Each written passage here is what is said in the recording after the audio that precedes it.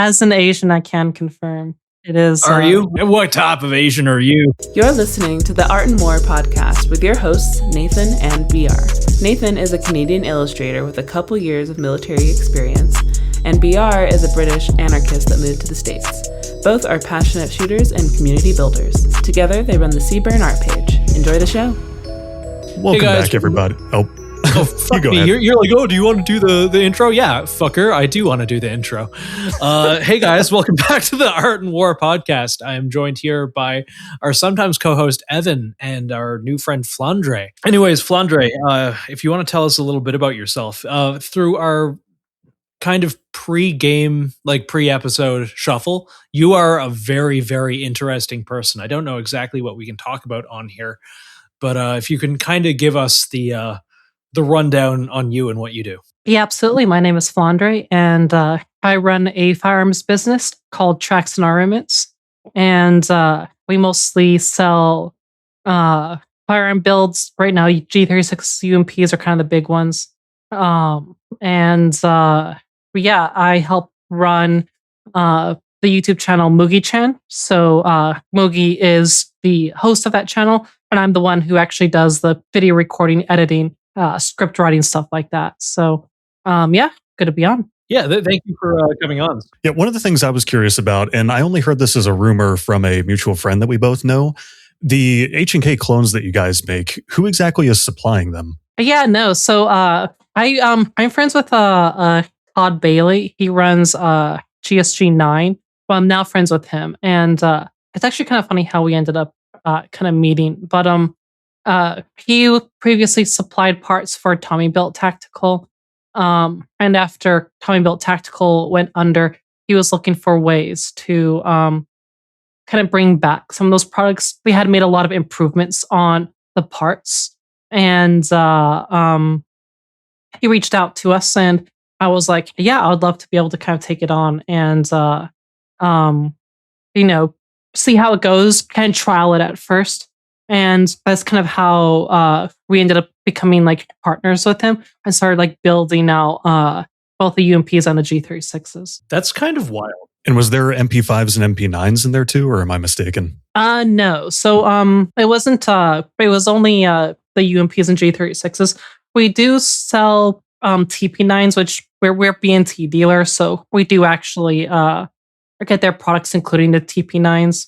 And MP5s we usually like buy from our distributors and deal in like the MKEs or and whatnot, because those are great clones. Don't they OEM some of the factory parts for HK? I like the Turkish clones for the MP5s. Yeah, because I want to say I was talking with somebody at Century Arms, I think, and they said the MKE did a lot of the OE parts, but that was just hearsay. I'm not sure if that's true or not. I was under the impression I don't know about that. Sorry, go ahead. Oh yeah, I think you were going to say what I was about to say, which was that I'm pretty sure that HK got them some tooling, and they built on HK tooling. Is my understanding.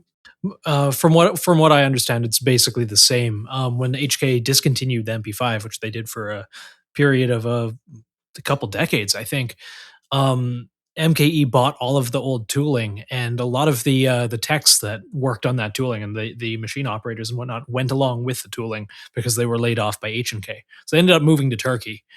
I don't know how true that is. I do know that I have the fact that they bought the original MP5 tooling on like that. That's reliable. I don't know about the second part, but I have a I have a Century MP5 and it's fantastic. I see, looking at Tracks Armament, you guys do a lot of work with film. I wish we could say we did a lot with film, but that was kind of how we started off. So that's actually an interesting story that I can actually talk about, because the way we got into firearms was actually secondary from how originally I had planned out the business. And the original idea was I was going to buy military vehicles. I formed Tracks Armaments because my plan was to rent out stuff. So I was like, I'm going to have inventory. I'm going to build machine guns. I'm going to have, I bought an APC. And at the time, I was really doing a lot in Milsim communities. So Milsim West was a big one that we went to. And I was like, I could like rent stuff out, because there were a lot of people who were doing that kind of stuff. There are people who were renting out machine guns. There are people who are renting out nods, for example. And I was like, I can rent out like military vehicles or whatever. So I kind of formed the LLC, picked up a vehicle. I actually picked up over the years. I've picked up several vehicles now, but yeah, our plan was really to do like rentals and stuff, and try to see if we can get more stuff towards like film industry, stuff like that. But we got one film opportunity, which was Shadow of the Zone, which was with Evan Royalty. Oh yeah. Hell yeah. So I'm not sure if y'all are familiar with that or not, but Hancock's like been on the show like twice now. He 3 has? times. We spent some time at a SHOT Show with him too. Oh, nice. Oh, nice. Did he speak poorly of us? Not even a the little extras. bit. Okay, because it was quite hectic on set. I mean, I don't have anything against Hancock, but Evan people I got a little pissed with him at one point. I have I was heard. gonna say, do you want to talk about that on air? Or? Yeah, I'll talk. I can talk about it. Yeah. What were you going to say, Nathan?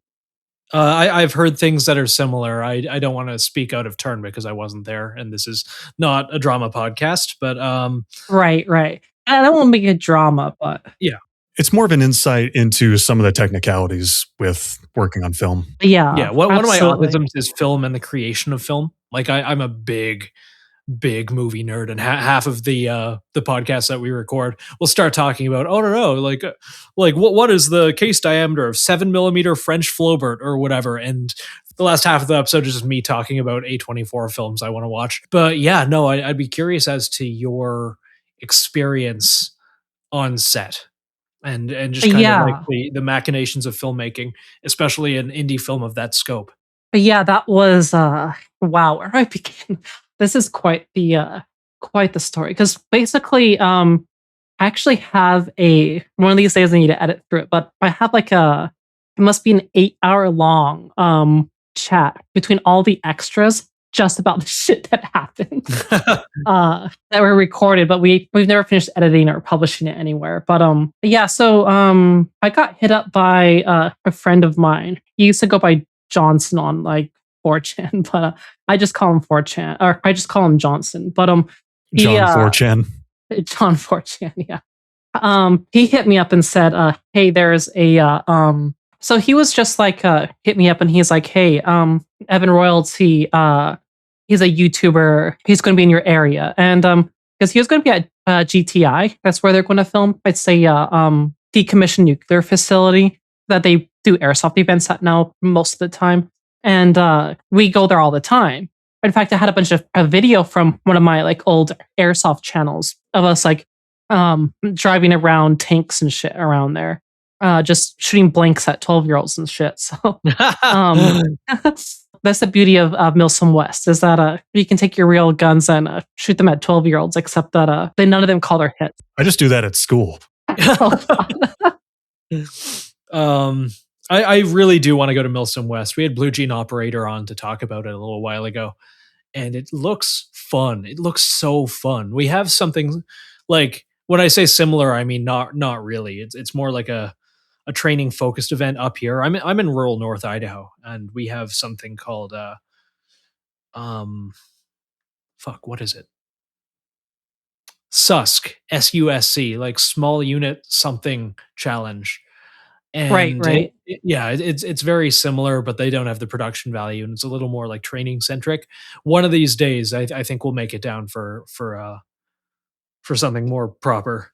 Yeah, Milsom West is definitely a good one. Yeah, I definitely recommend it if you have the chance. But yeah, we'd done stuff at Milsom West with our tanks and stuff, had videos of it. And he was like, "Hey, you should hit up Evan Royalty. He's going to be there doing the S.T.A.L.K.E.R film." I was like, "Oh yeah, cool." And actually a bunch of people ended up sending Evan like, "Hey, you should get in contact with Flandre because she has like tanks and guns." Because I have like a lot of rare guns too, including I have an original VSS. What? I have Really? yeah. Yeah. It was okay, so the hero gun of Shadow of the Stone is my gun. Really? Aren't there only like 5 of those in the country? There's only a few. They're pretty uncommon. I know Brandon Herrera has one. I know there's more than 5 because I know quite a few people who have them. But they are very rare. Yeah. And I have one of them. So we were he was like, hey, you should hit up Flandre because she has a VS. Because they were doing some promo materials, and the fans were actually very upset with the original promo materials because they were using one of Windigoon's AKS-74Us, which was all Zenit code out, and people didn't like how tactical it looked and everything. And so I was like, hey, I have a VSS. And they're like, okay, we'll use that. But yeah, I have like, I don't know, I must have like 6 SVDs, maybe 7, I don't remember.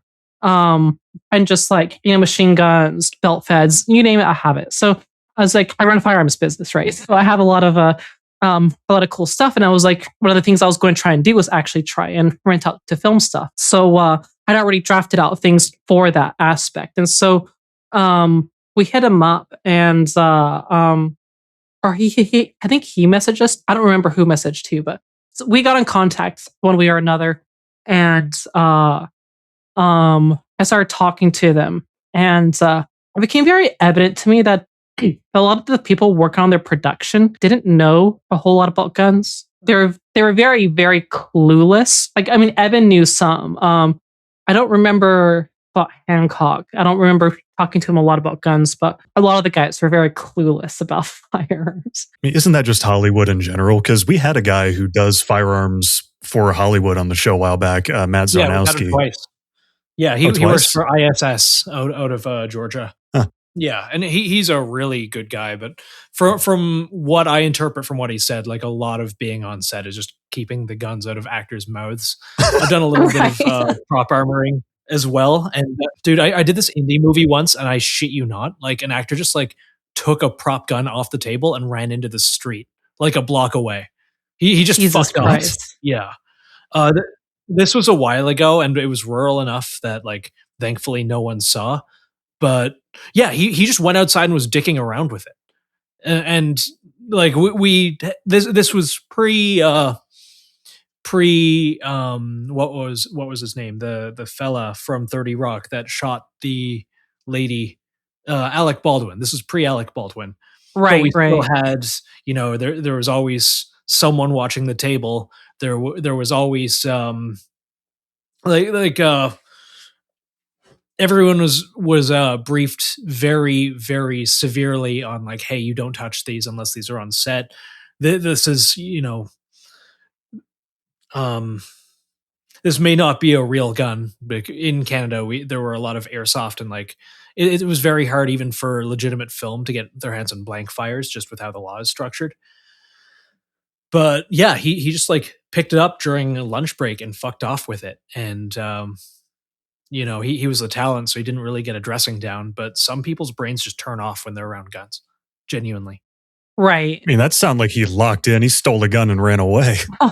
He fucked off. I don't even know what he was doing out there. It was like a couple of them. I think they were, and these were men in their 40s. Like it should not have happened. But genuinely, I think you give people guns, like real guns, fake guns, replica guns, whatever, and just some primal monkey brain just turns on and people become retarded.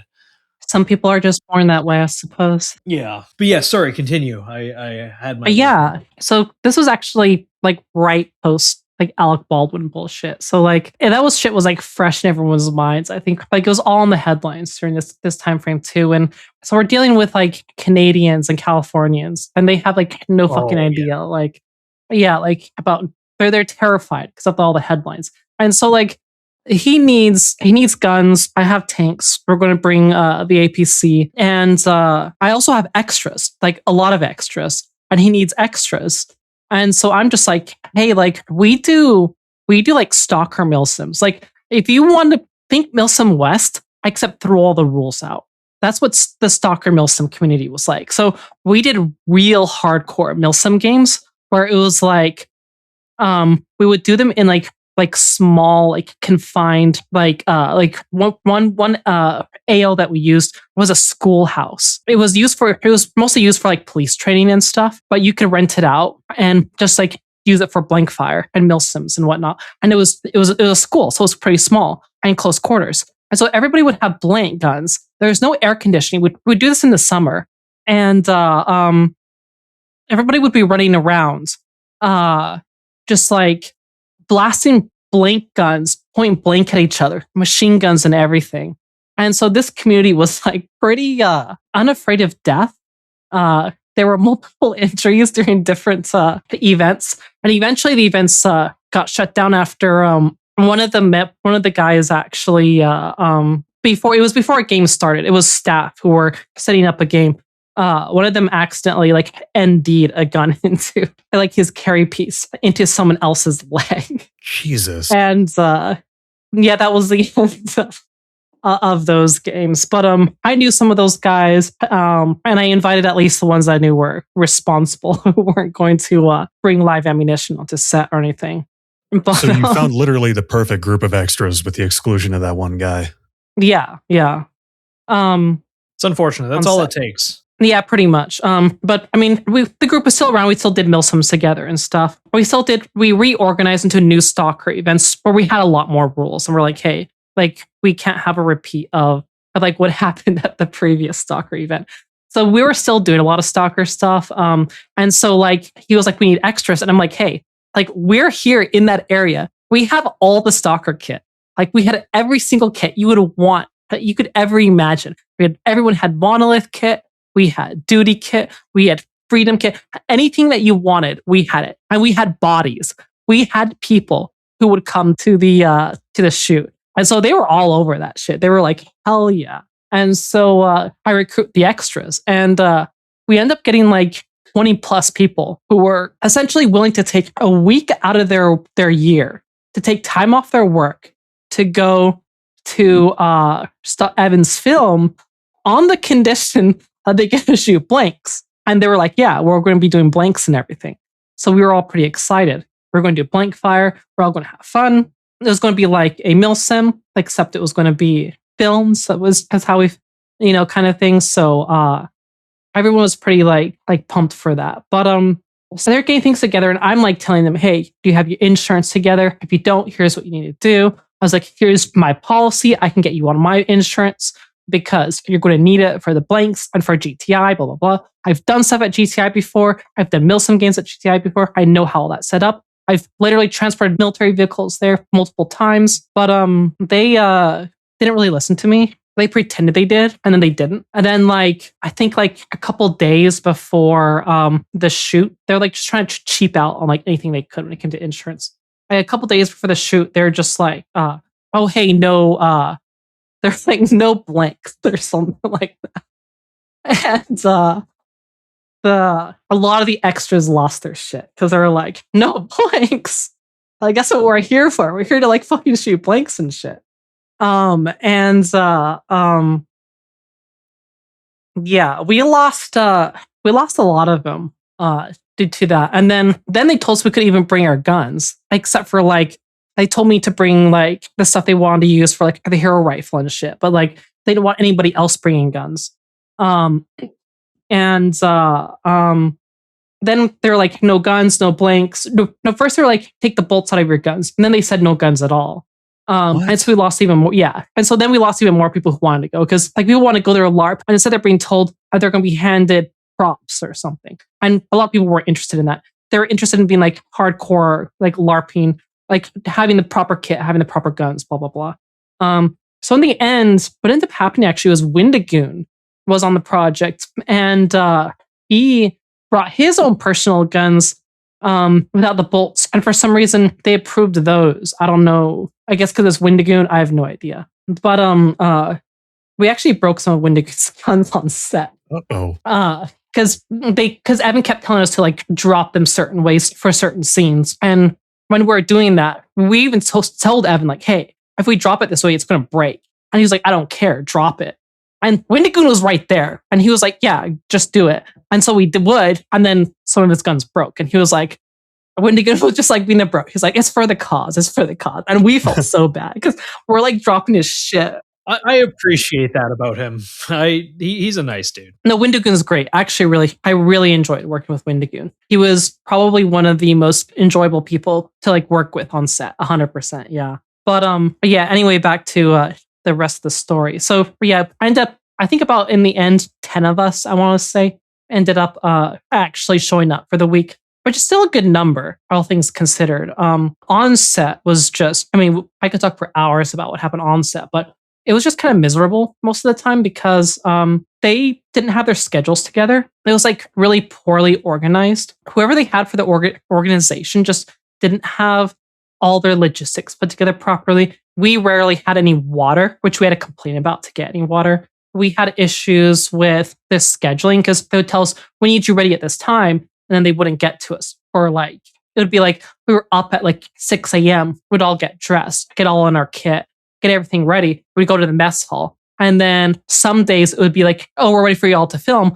And it's like 4:30 p.m. We're like, why the hell are we sitting around in fucking mess hall all day, ready, waiting for shit when we're told to be ready at this time and be out, ready to film or whatever. And it's like, I can get that, like, filming can get messy, but like, they just didn't have their shit together, like, the whole time. They were scrambling to get all their scenes done. We did a lot of drinking. We did a lot of drinking. I mean, that's just getting in character for a stalker film. Yeah. We did a lot of drinking actually after filming. So night rolls around and we would all go back to my GTI. There's these like trailers that have like little rooms in, and each person had their own room or whatever. So we go back to the trailers and break out the mostly vodka and Everclear and just get a shit faced or whatever. What really broke us though was on top of not having water a lot during the day, especially during the more intense times during the day when we're filming.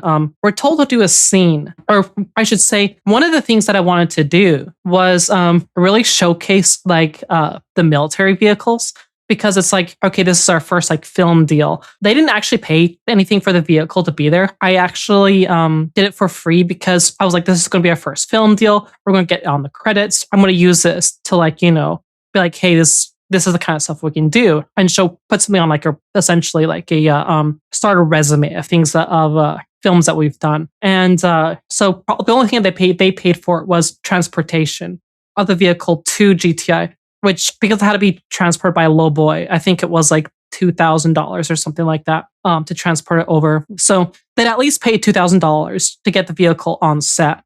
But I was like, I need to make sure this vehicle gets scenes. It gets it driving. We're using it. We're going to like be like, hey, we have this in the film, so that I can say like, hey, put this on my portfolio and be like, hey, we have films. We've done Stalker Shadow of the Zone, and here's the shots that the vehicle was in and whatnot. And so that was my condition, was that we get some of those scenes in. And so they had one where they were just going to film the inside, and one of the characters, I think the main character Crow, was like being transported somewhere. But I also wanted one from the exterior of it driving in a scene. And so we had one planned where we drive the vehicle through like this marshy area, and then there's Monolith all pushing up with the vehicle, and then they engage the mercenaries and the main character and whatnot. And so we set up all for this like shot. And so we were like pretty far away from where the camera was, because we're in this like low recessed like marshy area. And I was driving an APC. And so we've rehearsed like how the scene was going to go and everything. Finally, we had to communicate with them over radios. Eventually it reached the point where they were saying like conflicting things on the radio. And eventually I was like, hey, like, when do you want us to go? When do you want us to like, do the scene? And they told us like, go, go, go. I was like, okay, let's go. So I start with the vehicle. We drive it. We do the whole scene. Everyone's like rushing up, pretending to shoot the guns, because we're not using blanks, of course. We just have Wendigoon's guns without bolts in them. And we do this whole scene or whatever. We thought it looked great. Like, we did everything perfectly. We drove the vehicle in the perfect position. I had one of our crew members, her name is Laura. She was like twisting turning the turret. I had the turret like turned towards where the camera was supposed to be. And so we're feeling great about it, right? We all jump out, like I jump out of the hatch and we look out and we look over where the cameras are supposed to be and we just don't see anybody there. And we're just like, what the hell? And so I get out of the vehicle and everyone like, I tell everybody like, hey, what's going on? Do you see them? Like, do they catch the film? I try radioing to them and they aren't like responding to me on the radio. We start getting like worried, like, did they get the shot? Are they fucking with us? Like we were like honestly confused. We end up like taking our gas masks off and going up the hill to where they're supposed to be. And eventually find them like behind a building or something like that. And I see Evan, I'm like, hey, Evan, did you guys get the shot? How did it look? And Evans was just like, oh, we don't have time for the APC shit. And then he's just like pissed off. And I'm just like, what? Like, we just did the whole shot. And he looks at me. He's like, what? I was like, yeah, we just did the whole shot. We just acted the whole scene. And then he said, he was like, oh, that's too dangerous. Like, no, it's not too dangerous. We already did it. And so he's just like confused, and I'm confused because I thought we were doing the shot. We had already rehearsed it and everything. And then we thought we did it. Apparently, they were off filming something else, like something completely different on the other side of the building. And so we're confused because of what was said on the radio. And so at this point, we're malding. And he said that he needed all the extras behind the building because they had this whole scene they had to like film or whatever. And so all of us were like malding like the whole time. And we finished the scenes or whatever. And then I just like blow up on like one of like Evan wasn't there at the time. I think it was like one of the staff member. I like blew up and I'm like, what the fuck's going on? Like we did the whole scene. Why weren't you guys like doing this? And he was like, oh, you'll have to ask Evan. And so then I go back to the mess hall and it must have been me and like 6 or 7 of the other extras. And I just like unloaded on Evan. Like I was just like, what is going on? Like, are we being fucked with? Like, kind of like, what happened here? And then he apologizes, and I'm just like, we need a scene with the APC. Like, that's the whole reason why I'm here in the first place. That's why I'm doing this for free. Like, I spent a whole week out here for you guys for this. Just be nice. It's not hard to be nice. Yeah. And so he promised he would get a shot with the APC, blah, blah, blah. He was coming up with some other plan for a scene or whatever. By the end of the week, we didn't get any shots with the APC. And I ended up having to be like, hey, like, if you guys don't get a shot, some kind of exterior shot with the APC, then I'm going to have to charge this much more because like that was one of the conditions I had. It's like, we're getting exterior shots with the APC. And they ended up like shoehorning in like a 2-second clip of some guys smoking outside the APC. And that was how they ended up, I guess, making up for it or whatever. But it wasn't the shot that I wanted. We at least had the shot of the inside of the APC of us like driving it up to the it was the inside shot of APC. So it was like crows supposedly being transported from the inside, and you hear the engine noises and stuff, but you never see the actual APC driving at any point. You just see a static shot of it at one point. Yeah, I thought I was memory holing that. Like in my head, I thought there was an APC, and this was well before I met you and heard the story, but I'll have to go rewatch that because you're right. I don't remember seeing it at all. Yeah, it was very very short, like 2-second, like just exterior shot of them smoking outside of the APC or whatever. They clearly like VFX it, like backgrounds in and stuff. And I was like, man, I could have just sent them a picture of my APC and they could have just done the same shot. Yeah, the amount of cost it takes to drive an APC anywhere, especially these days, is ridiculous. Yeah. So that was infuriating. Some of the extras ended up posting some of their experiences on 4chan, and those screenshots kind of got spread around. Mm. Yeah, I didn't hear anything about that except from kind of the horse's mouth themselves. I've never spoken to Evan, but I have some first kind of like some primary source information that, it was a little bit of a clusterfuck. I really like Steven. I want him to do really well, and he's pretty open about like, the process of making that movie was kind of a royal, genuine shit show, and I don't really think it was his fault, but like that just sucks because everyone came together to make something really, really cool, and all it takes is a couple people not doing their job or a couple people being assholes or to really take advantage of a lot of people's time, if that makes any sense. Absolutely, yeah. Now, I don't even know if it was really even Evan that was at fault here. Like, Oh yeah, I wasn't trying to imply that. yeah. But they had a lot of fuckery, like, in when it came to like of their production staff. Their production staff was who we had issues with like 99% of the time. I mean, I'm just remembering like the first day when we arrive and the extras come in and everything.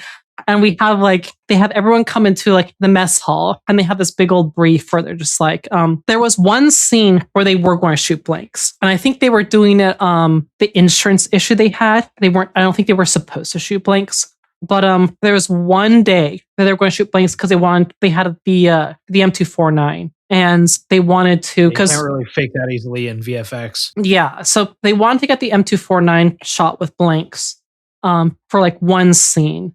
And they wanted to just get it quickly, do it, and then they're using like the German plastic blanks. I don't know if y'all are familiar with blanks, but the German ones are very weak and they're very quiet. Like you can shoot them without hearing protection and you would barely like hurt your ears. But they're going to be running those, and I was like, oh, you know, that's cute. Like everybody who were the extras were just like, you know, that's funny.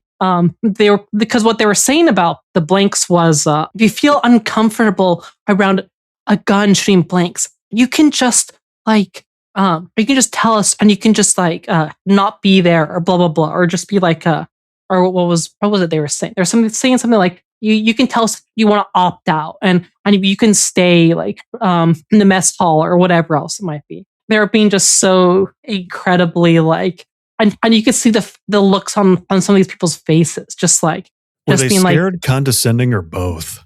it was like both. I don't remember the exact things, the exact wording that everyone was using, but it was like all the extras, or I mean, we do mil sims, like hardcore mil sims all the time. We were just like internally just like laughing because it was just the way that they were saying it was just so incredibly just like ridiculous, at least in our mind, from the perspective of we go to GTI like regularly, shoot thousands and thousands of blanks at each other for like 3 days straight, and then we're back at GTI and they're like acting like as if a few little blanks is going to be like so incredibly traumatic yet traumatizing. I mean, devil's And, advocate, they genuinely don't sound like they know better. But I mean, was there any Yeah, they like didn't, kind yeah. of, was there any like pre-production stuff where you'd be walking them through like, these are the guns we're using, this is how they work, and just like showing them that they're not dangerous? There was some of that. They showed the guns.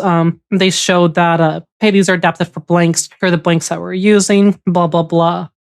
They did have like, you know, they're like, hey, we have an armory. Blah blah blah. So they did have all of that, but they're trying to show that they're being like super cautious. And to be fair, this was like right after the Alec Baldwin shit, and they are dealing with like Canadians, right?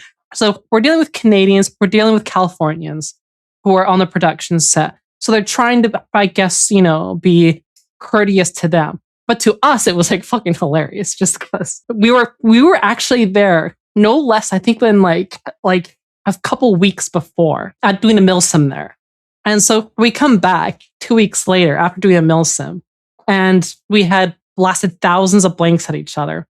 And suddenly we're back in the same place, and we have Canadians who seemed absolutely terrified of like the weakest blank known to mankind, right? I am racist towards Canadians. Yeah. So to us, it was funny as hell. I understand what they were trying to do, but at the same time, we were just like, and that's fine, because like I don't expect any film crew to know every single fine detail about firearms and whatnot. But at the same time, you would think if they're shooting a film that has to do a lot with guns, they would know at least some things. Yeah, absolutely. Yeah. And so then we were thinking from the perspective of like, oh shit, if we had like treated this like a milsim and we were there with everyone was there with their actual guns and their blanks, man. Because one of the days, we were filming around one of the reactors, and I distinctly remember around that reactor, like a couple weeks before, I was driving my tank around that reactor, and we were dumping blanks in that area. When we're walking around the area, there were shell casings absolutely scattered all across like the region that we were going to be filming at.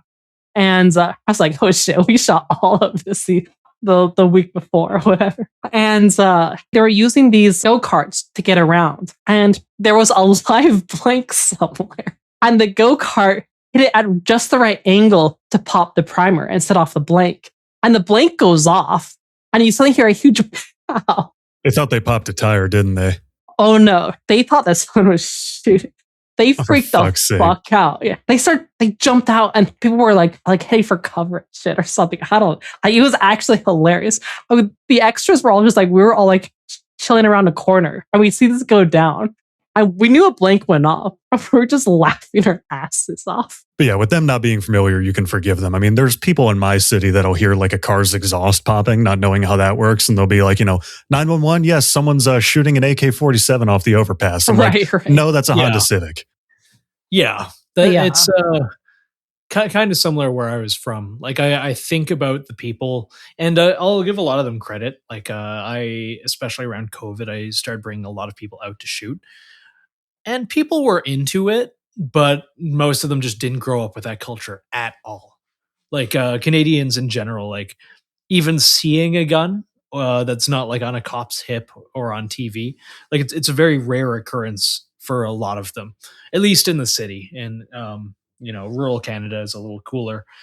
But and I'll give a lot of the people credit for like, hey, yeah, they wanted to come out and do something that inherently scared them, but I feel like I take it for granted a little bit when I'm like, yeah, let's go rip a belt, out of this cool thing. Yeah. Whereas they're like, oh, like one of my best friends grew up in like rural Antigonish, and I'd bring her out shooting, and she would like jump and kind of shriek a little bit at a 22 initially. But that being said, yeah, Canadians are gay.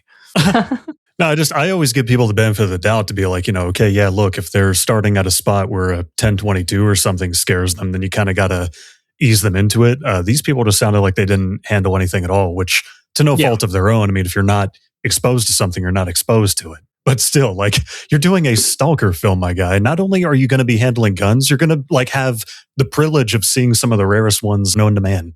Yeah. Were these like film people, or were they like milsim people, or both? So the extras were all milsim people, of course, and all of their production staff people were all just like film people who. Okay, that makes a little more sense. Yeah, so like there was that going for them, but for us it was just like we were going into this expecting something very different because like we were told from the get-go, hey, bring your guns, bring whatever you can. We're going to do blanks, blah, blah, blah. So from our perspective, we were going into this thinking, this is going to be like a milsim type thing where we're going to be filming. We're at GTI. This is a place that we do milsims all the time at. We're shooting blanks at each other all the time at. We have this idea of how it's going to go down. And then all of a sudden, like a couple of days before, in fact, it was like the day before where they asked me if I could get an insurance policy because they had an issue with their insurance and they want to get that one scene with blanks. And I'm like, I can't get an insurance policy on a Sunday the day before filming. Like, I can't get that approved that fast. Like, there's a whole process to getting insurance approved.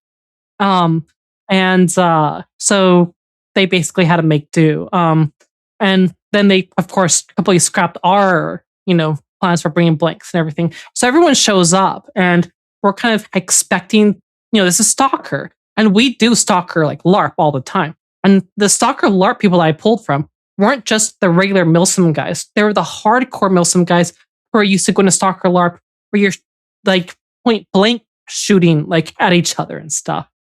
Where you fighting each other with like actual knives and things like that. Actually like cutting each other and things like that. Well, I mean, not like... hold on, pause. How does that work? I should say they used to have these like arena battles where I think they weren't like they weren't real knives. They were like were they like plastic ones that were just sharp enough to make you go, oh, I've been hit? Yeah, I think so. I never actually participated in the arena battles, so I don't know exactly what types they were using. But people would get like cut and bleed, but I don't think they were like actual like metal knives. I think they must have been like just like sharp like plastic knives or something like that. Yeah.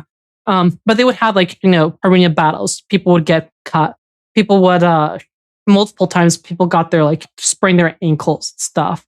I remember one time a guy getting shot with a tag in like in his head. Shot with the tag in? Yeah, and it's directly to the head. Yeah, Jeez. he was pissed about it though. As he would be. He was absolutely pissed about it, and that's the kind of environment these guys were used to. And then we go from that to the Stalker film, and it's a bunch of people who are terrified of like the weakest blanks known to mankind. And to us, it's just funny. Yeah, at the end of the day, this all could have been avoided if, like, at some point before everybody got on set, you just had like a group outing where you went to the range and explained how everything works. Like, I'll have to get with Matt in the Discord and ask like what his process is, because he's doing this like professionally in Hollywood, like teaching people how to handle guns. As far as I know, Nathan, correct me if I'm wrong. But Yeah. I can imagine that most people that are fresh to production, and especially on like an indie production, probably not going to know how to handle props in that manner. No, fuck no. And Nathan, didn't you, and I can cut this if we need to, didn't you work at a prop house at one point? Yeah, for a little while as a IATSE. I was unionized and stuff. I didn't do anything like super cool, but it was a lot of fun. I didn't do a lot of gun stuff. It was kind of all around props. So like, God, one of the things I worked on was fucking It's a Wonderful Life. Like I was building. I'm trying to think of examples, but they're all so mundane. They're all just like stuff you'd find around your house. Well, Like, yeah, that's, I imagine what a lot of it is. It's just like building like some weird vase that has to be a certain color and they couldn't find one on Amazon. yeah, it'd be much cooler to go to like ISS or something genuinely like gun centric or stuff that I'm interested in. I went and visited ISS when I was down in Georgia, and it was a good time. It was a good time. I actually really liked it. I mean, even beyond guns, like think of all the sci-fi props out there. Like I loved hearing Hancock talk about like using a hair dryer for that little scanner at the end of his SCP film. It's creative stuff like that that gets me going. It doesn't just have to be like a Nerf gun that you put some LEDs on and you pretend is a laser blaster. Yeah, Hancock was pretty cool to hang out with. I hung out with him a little bit. One of the days, we were partying pretty hard. When I went out and hung out with him and some of the other guys.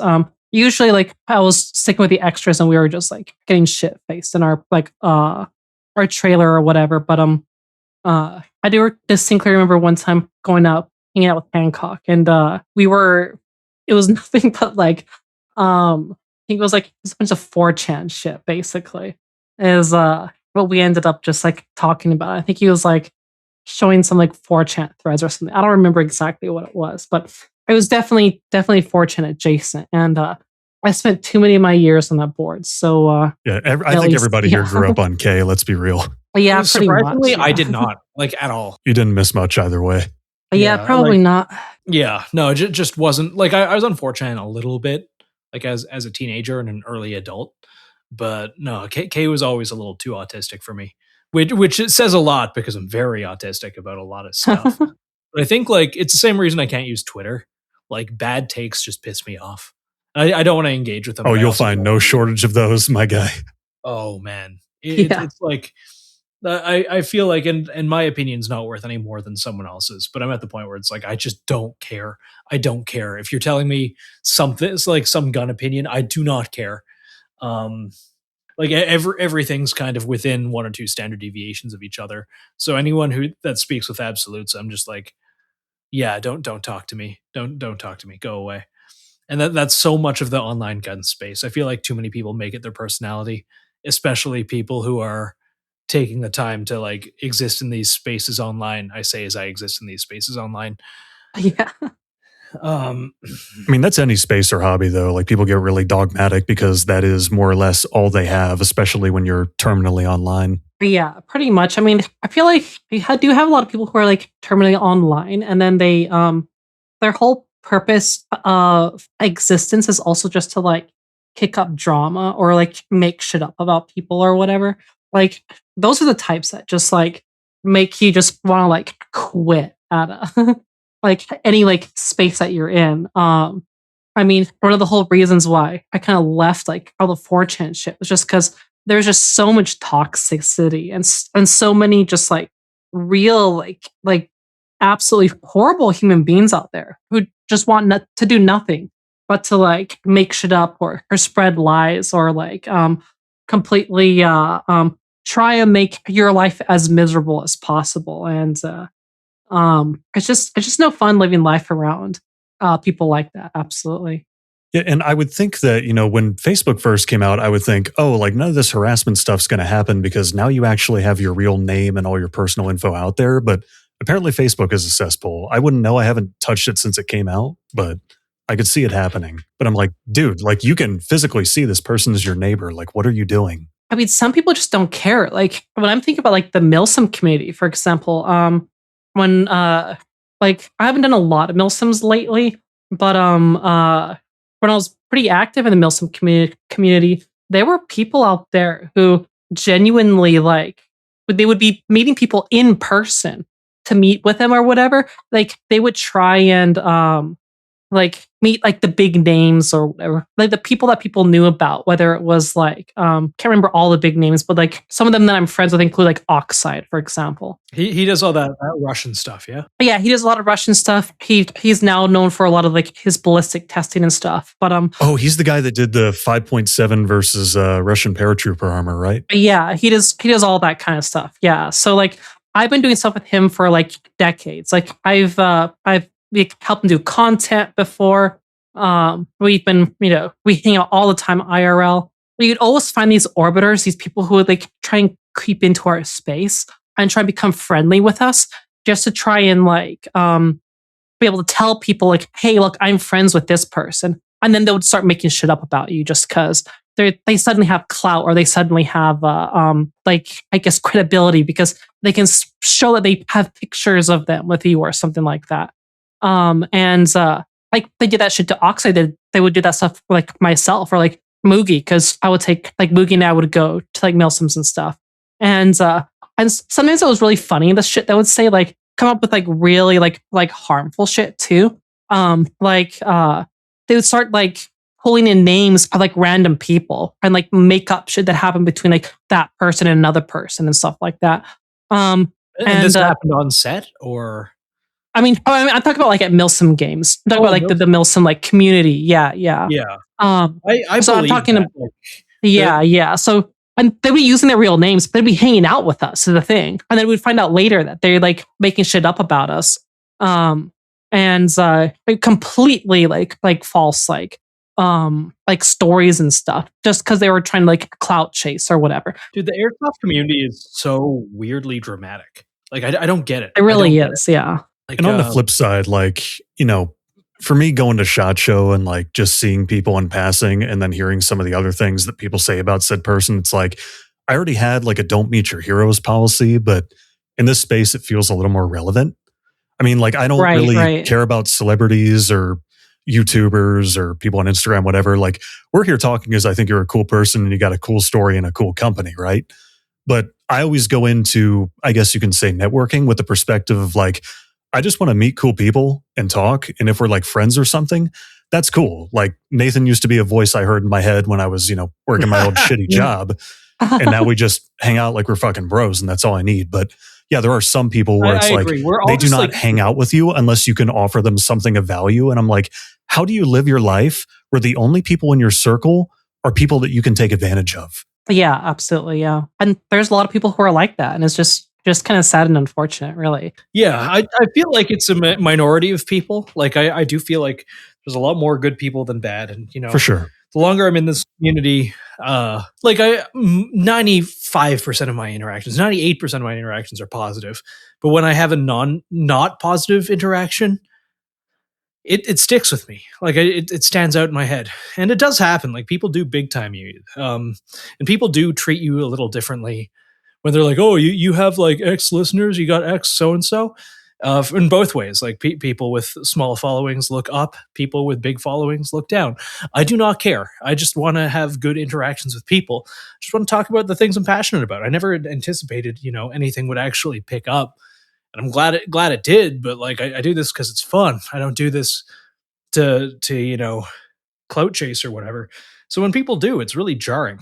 And when people do actually absolutely, these things, it's like I just want to shoot my guns and LARP, I guess. How's it going, gang? Evan here. Do you ever feel shame buying drive-thru coffee? I got a better use for that money. The Seaburn Art Patreon 2.0. Our guides remain 100% free, but for 2026 at our $5 tier, we're bringing back the following. Bonus episodes featuring Nathan and Lucas as well as viewers from the Discord. Never before seen art that I've stolen from Nathan's Google Drive. And access to a patron-only Discord where you'll meet a community of like-minded shooters, former guests of the show, and even a few industry folk willing to divulge state secrets for feed pics. All proceeds directly benefit our CIA handlers, with a small portion going towards operating costs such as Nathan killing his audio mixer, or food and sunlight rations for our enslaved Australian Aboriginal workforce. Finally, our $10 monthly sticker drop tier is getting new designs each month, and the highest tier at $200 gets a monthly art commission directly from Nathan's soft, tender hands. We've never been able to get this far without all of you, and we do read all suggestions from the Patreon and Discord servers. So stop in and tell us everything the voices told you. Now back to your regularly scheduled deprogramming. Shoot your guns where, Nathan? Where do you want to unload that new belt fed into?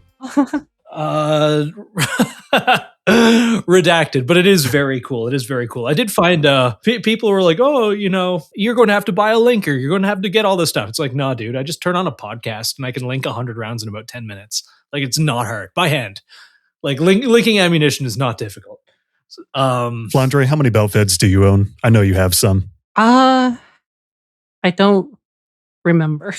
That's a good problem I have. It's a few. I lurked your site. You have some really cool inventory. Yeah, we like to carry the cool stuff. Definitely. I was going to say too, like, what was how much are you selling G36s for? Like $2,000 or like 2,500 or something? Yeah, I think it's like 24 if you get like in basic form, and then it goes up depending on what options you choose. That's wild. That's wild. A lot cheaper than Tommybuilt selling for. Yeah, cheaper and better. Tommybuilt was pretty popular in Canada before the very gay government there decided to ban it for no reason, and they weren't very good. So the fact you can buy like a pretty good clone G36C or G36K or whatever the fuck. I'm pretty sure I saw a C in your site. But yeah, we sell C's right now. Yeah. It is wild to me. I'm not trying to like show you or anything. I'm actually kind of impressed. Like that is very cool. That's the price of like an LWRC or like a decent piston gun. That is competitive. Yeah, that was our plan all along. Is because actually there's a fun story around like how we got started doing those. It was actually very random and very we never expected it would happen. Because kind of going back to what we were doing before, we're doing like, you know, our idea was we're going to be doing rentals, right? We're going to do rentals at Milsim games. We're going to like rent out military vehicles and machine guns to film and whatnot. And all we ever did was Shadow of the Zone. Because we started like very soon after Shadow of the Zone. I started getting more into videography, and I actually do have to credit Hancock, and I have to credit being on set to actually starting to get into videography, because me and basically all the extras that were on set were just like, let's just like do our own thing, kind of thing, you know. Let's go and have fun and like film our own stuff and whatnot. And so I bought, you know, some nice cameras. I splurged a lot. I ended up actually going full 200% autism into just like videography stuff. And I like bought an FX like 3, which is like one of the best like video cameras that you can get in terms of cinematography. Yeah. And yes, I think at the time they were like something under $4,000 for the camera. And then I had to get the lenses. I spent a few $1,000s on some lenses. And I didn't know what the fuck I was doing. I started like looking into like how to like do things. I bought a gimbal in the end.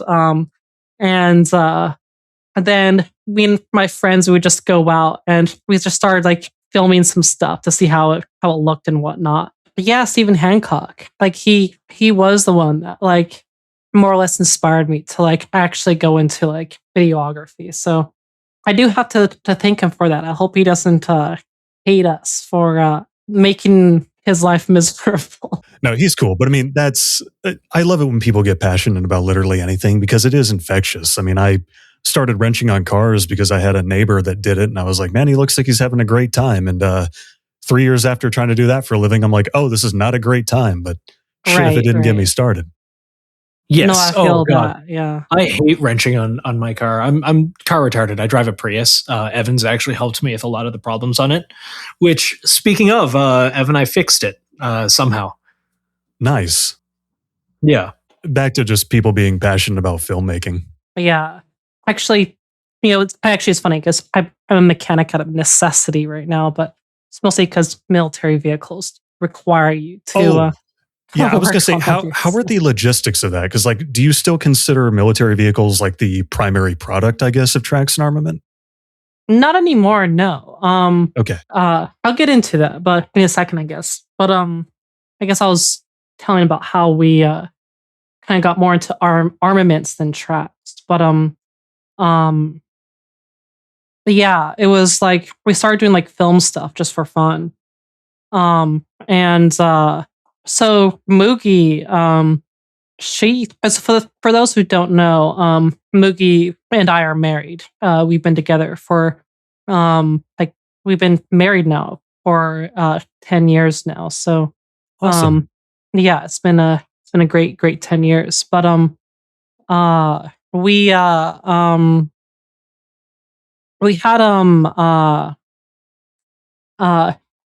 previously had a channel we just called Mugi-chan that was primarily focused on /K shenanigans. It was very much embedded in that like 2010s era of /K. For those that remember that. And because like I was like on /K from like mid 2000s until like 2010s, blah blah blah. So from the early days, essentially, on 4chan. And, she started doing a lot of like shit posting on there as well. And we used to make like a lot of shit post videos, like back in that era. But we had taken a many year hiatus from any kind of shit posting on 4chan because we had moved on to our careers in life and stuff like that. I was doing engineering work and whatnot.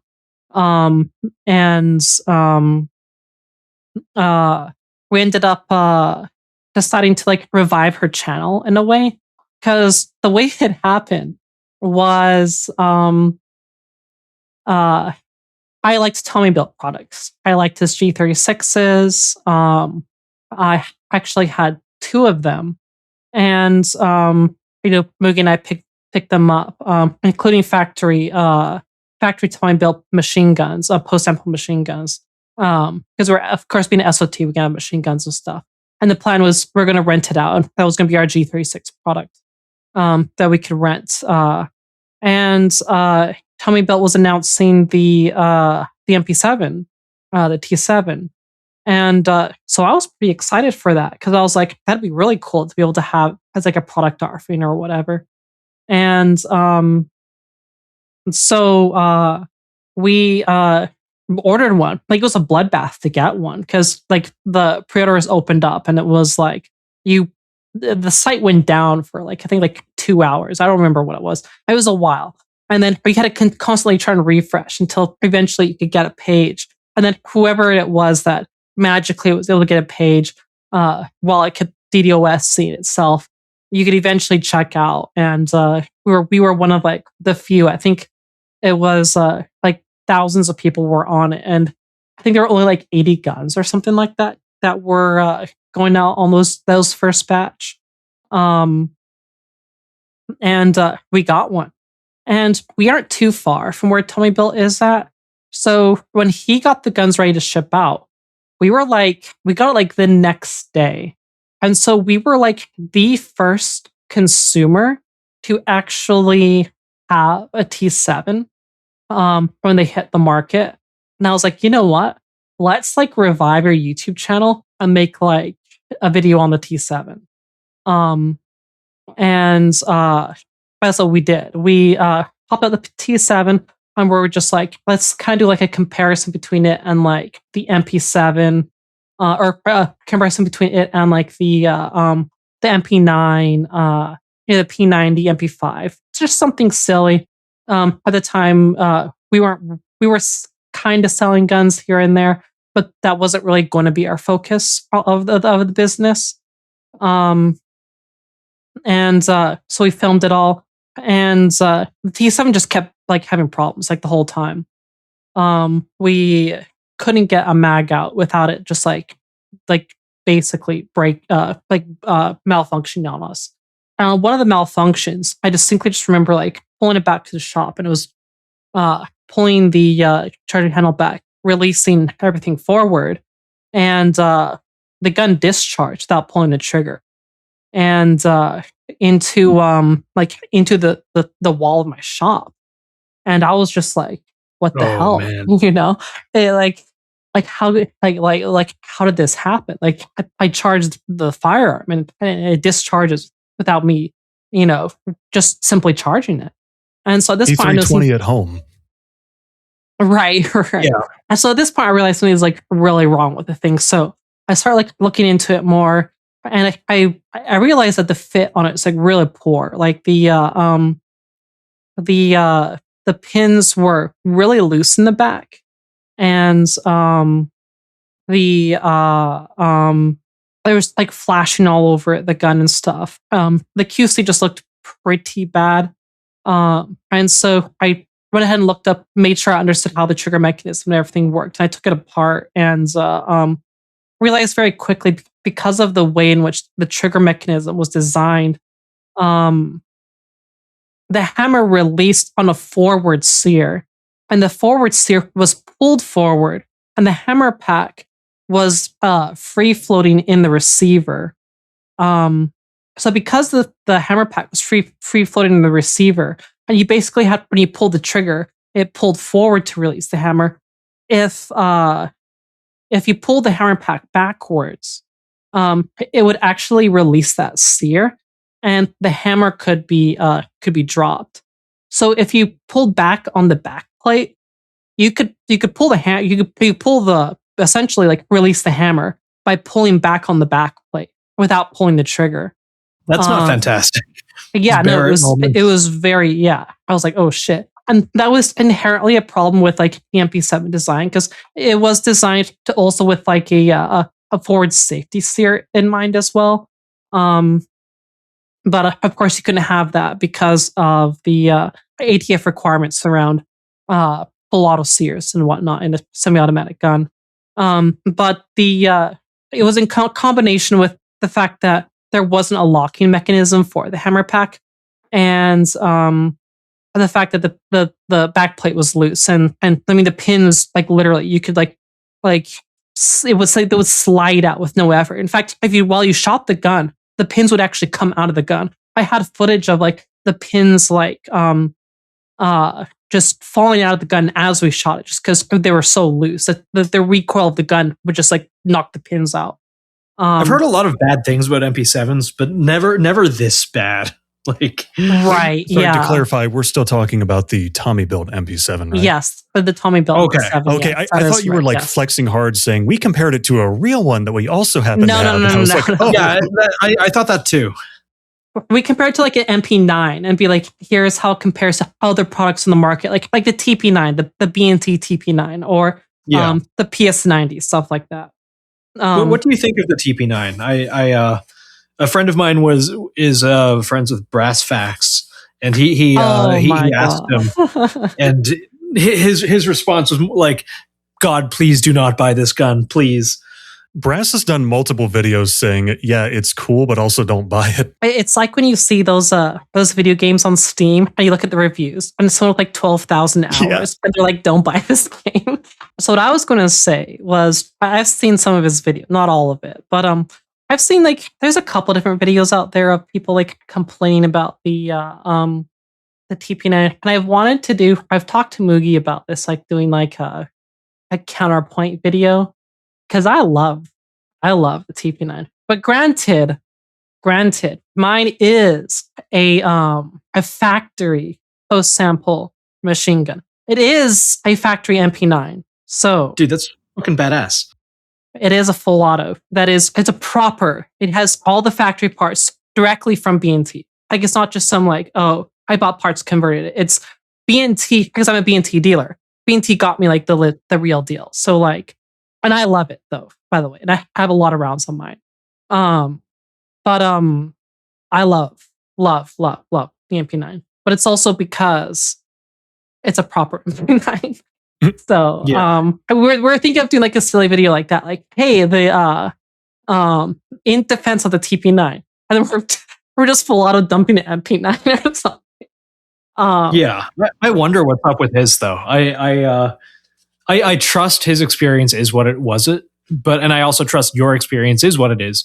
So I wonder like what happened that day. Was it like a Friday afternoon, and old Schmelgarten just like put the gun together poorly? I don't know if you heard that. My cats just knocked over a bunch of shit. I did. Okay. I just wonder if it's like the bad day at the factory and it just got by QC. That I don't know. Right. Like on an MP5, it'd be like the locking piece is slightly the wrong angle or something, and it just came out very overgassed. I wonder, because the TP9 has such a storied history and people really, really liked it until they didn't. So Right. But I think like, Yeah. at least like, I feel like some people might think I'm biased just because I'm a B&T dealer, so I sell B&T stuff. But I'm the first one to also be like, hey, B&T sometimes has problems. And like I've done videos with Mugi, like we did our last SHOT Show video. And we didn't talk well of B&T despite the fact that we're B&T dealers. And the reason is because B&T had a lot of like internal issues recently, like significant internal issues. And like we just talked about it because like I'm do you trying mind to if I ask sell. what's going on? Oh, absolutely. Like we literally had a video where I was like, we're just going to talk about it because I just don't care. Like B&T can pull our dealer account. I don't care because we were having so much issues with him for like, especially over the last year, that I just was going to say it. I'll just be like, hey, we have problems with B&T. And it was to the point where like I was, as a dealer, telling customers like, you could pre-order these items from us. B&T is going to tell us they're going to have it at this time frame, but I'm going to tell you you're not going to see this gun for the next year. And so I talked into extensively with Chris Bradford over at B&T during SHOT Show, and he was very, very upfront about what was going on. Very, I like Brad. I like Chris. He's a great guy. And he was just telling me straight up like B&T was having problems. They were moving to begin with. They moved from Florida to Utah. So they had that whole move going on. They're moving all their inventory over to Utah. So they had that going on as well. Like we had placed an order for items that were supposedly in stock, right? They're in stock items and had customers who wanted, to buy them. So of course I put an order for them. I was expecting to come in within the next week, right? As one would expect. And it took them 2 months to get the items out to us. And it turns out the reason for that was because they said that they were moving all their inventory over to Utah. And they had a lot of people quit. He was saying there was a lot of like people who were just like internally just kind of like upset over a lot of the direction B&T had been going in and about the move and about a lot of the issues that they were having at the time. But he says that they're sorting things out, that things were kind of getting back in order. And so like I had like APC 300s on order. I had TP9s on order. I had HC18 Dragunovs on order. I had suppressors on order. Dragunovs? Yes. They sell those? They did. I don't think it's the Dragunov you're thinking of. Oh, if you want to talk about Dragunovs, I could talk for hours about that because I was involved in that. And that's a very, very insane story. Wait, but, involved in what? The new SVD imports. Wait, there's new SVD imports? Oh, yes, yeah, this is news to me. Oh, I'm working on a whole video on it. It's been taking me months or like weeks to finish this video. But no, there's 2 new SVD imports. And B&T was, or I should say, Trident Arms, then later B&T, were the ones who are importing one of the batches, which were quote unquote Hungarian. And Newsbreak, they aren't Hungarian. But what other conflict zones in that area might be exporting arms? I wonder. Their new production too. So there's a lot of shenanigans that that happened with those, and certain individuals are now in jail, including people who were involved in B&T, and more famously Larry Vickers. But that is a very long story. That is a very long story. I could take a few hours just to talk about.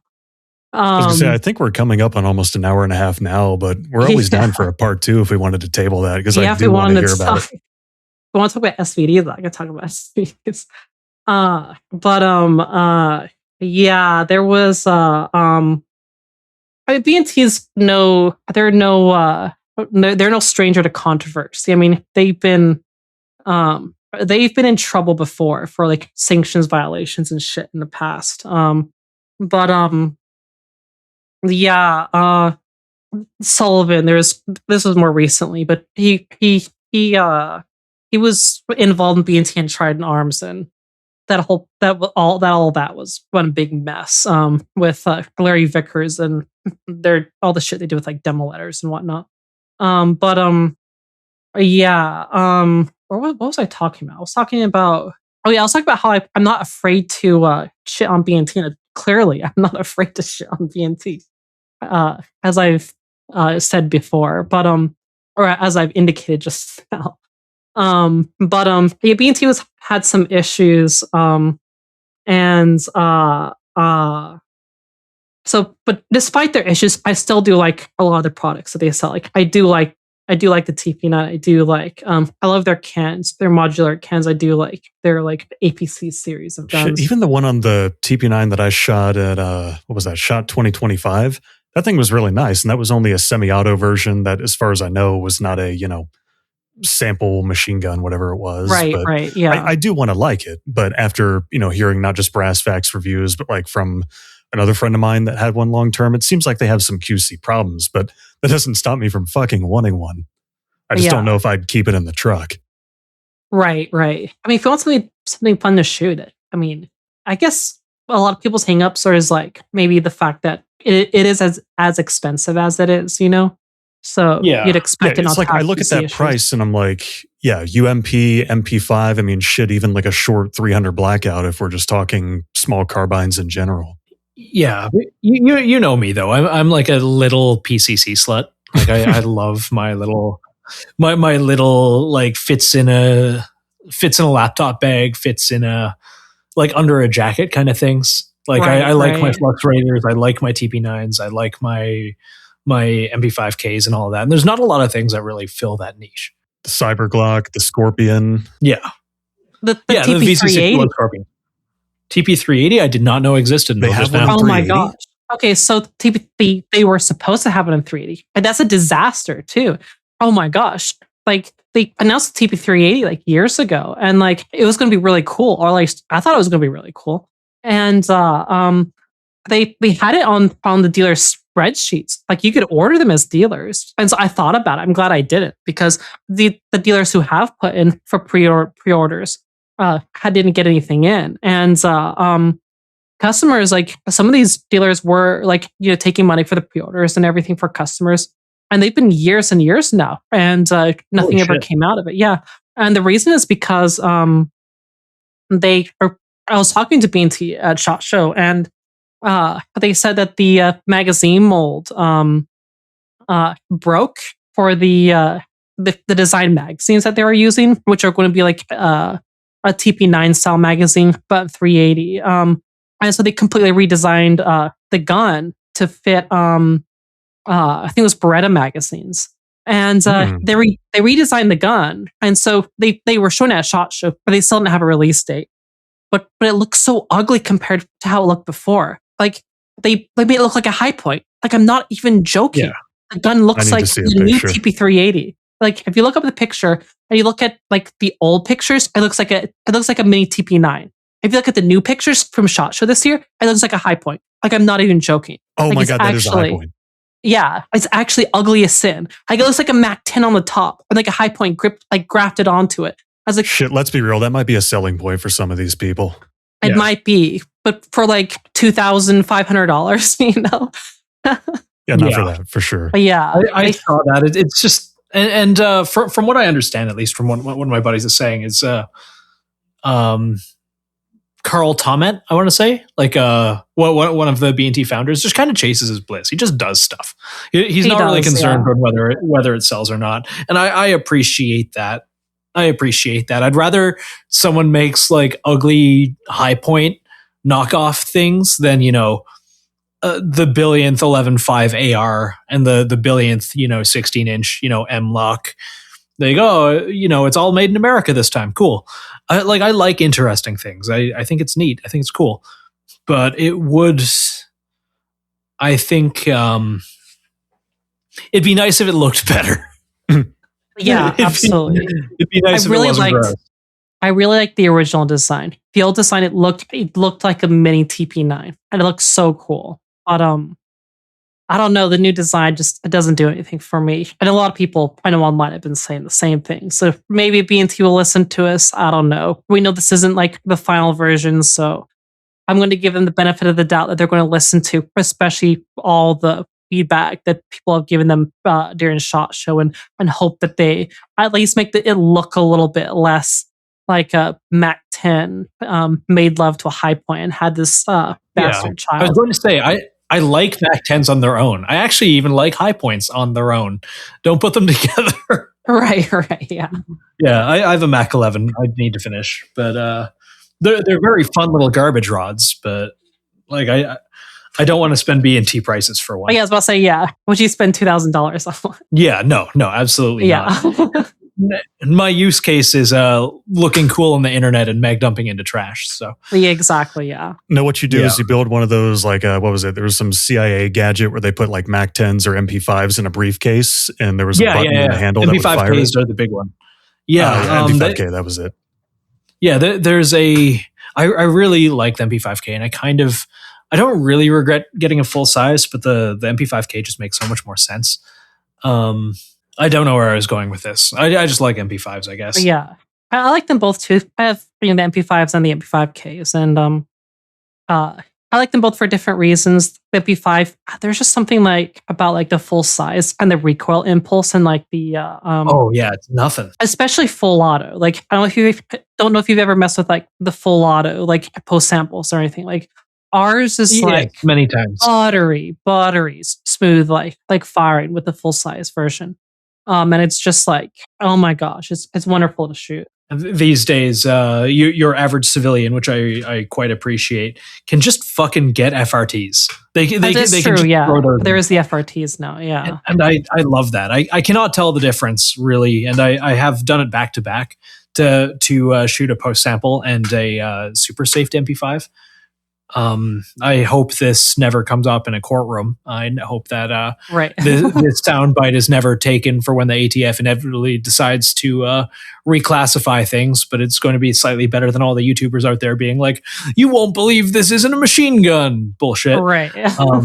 But no, PCCs need the giggle function. They absolutely do. Yes. When it comes to FRTs, I mean, I'm actually putting together. I have never because when you have an SOT, it's like, why do an FRT when you can just, make a full auto? But I'm meaning to I'm putting together it's a monstrosity of a build right now. It's a ROC 5.7 in a 3D printed MP7 chassis with an FRT built in. I've seen those. Those look good. So I'm currently putting together a build for that. We're going to do a video on it, but I'm curious to see how that compares, because at least from what it looks like, from what I've seen videos, it looks like the FRT, you would feel like the trigger resetting on your trigger, like pushing up against it every time. So I feel like at least there would be that aspect to it, which would be slightly different.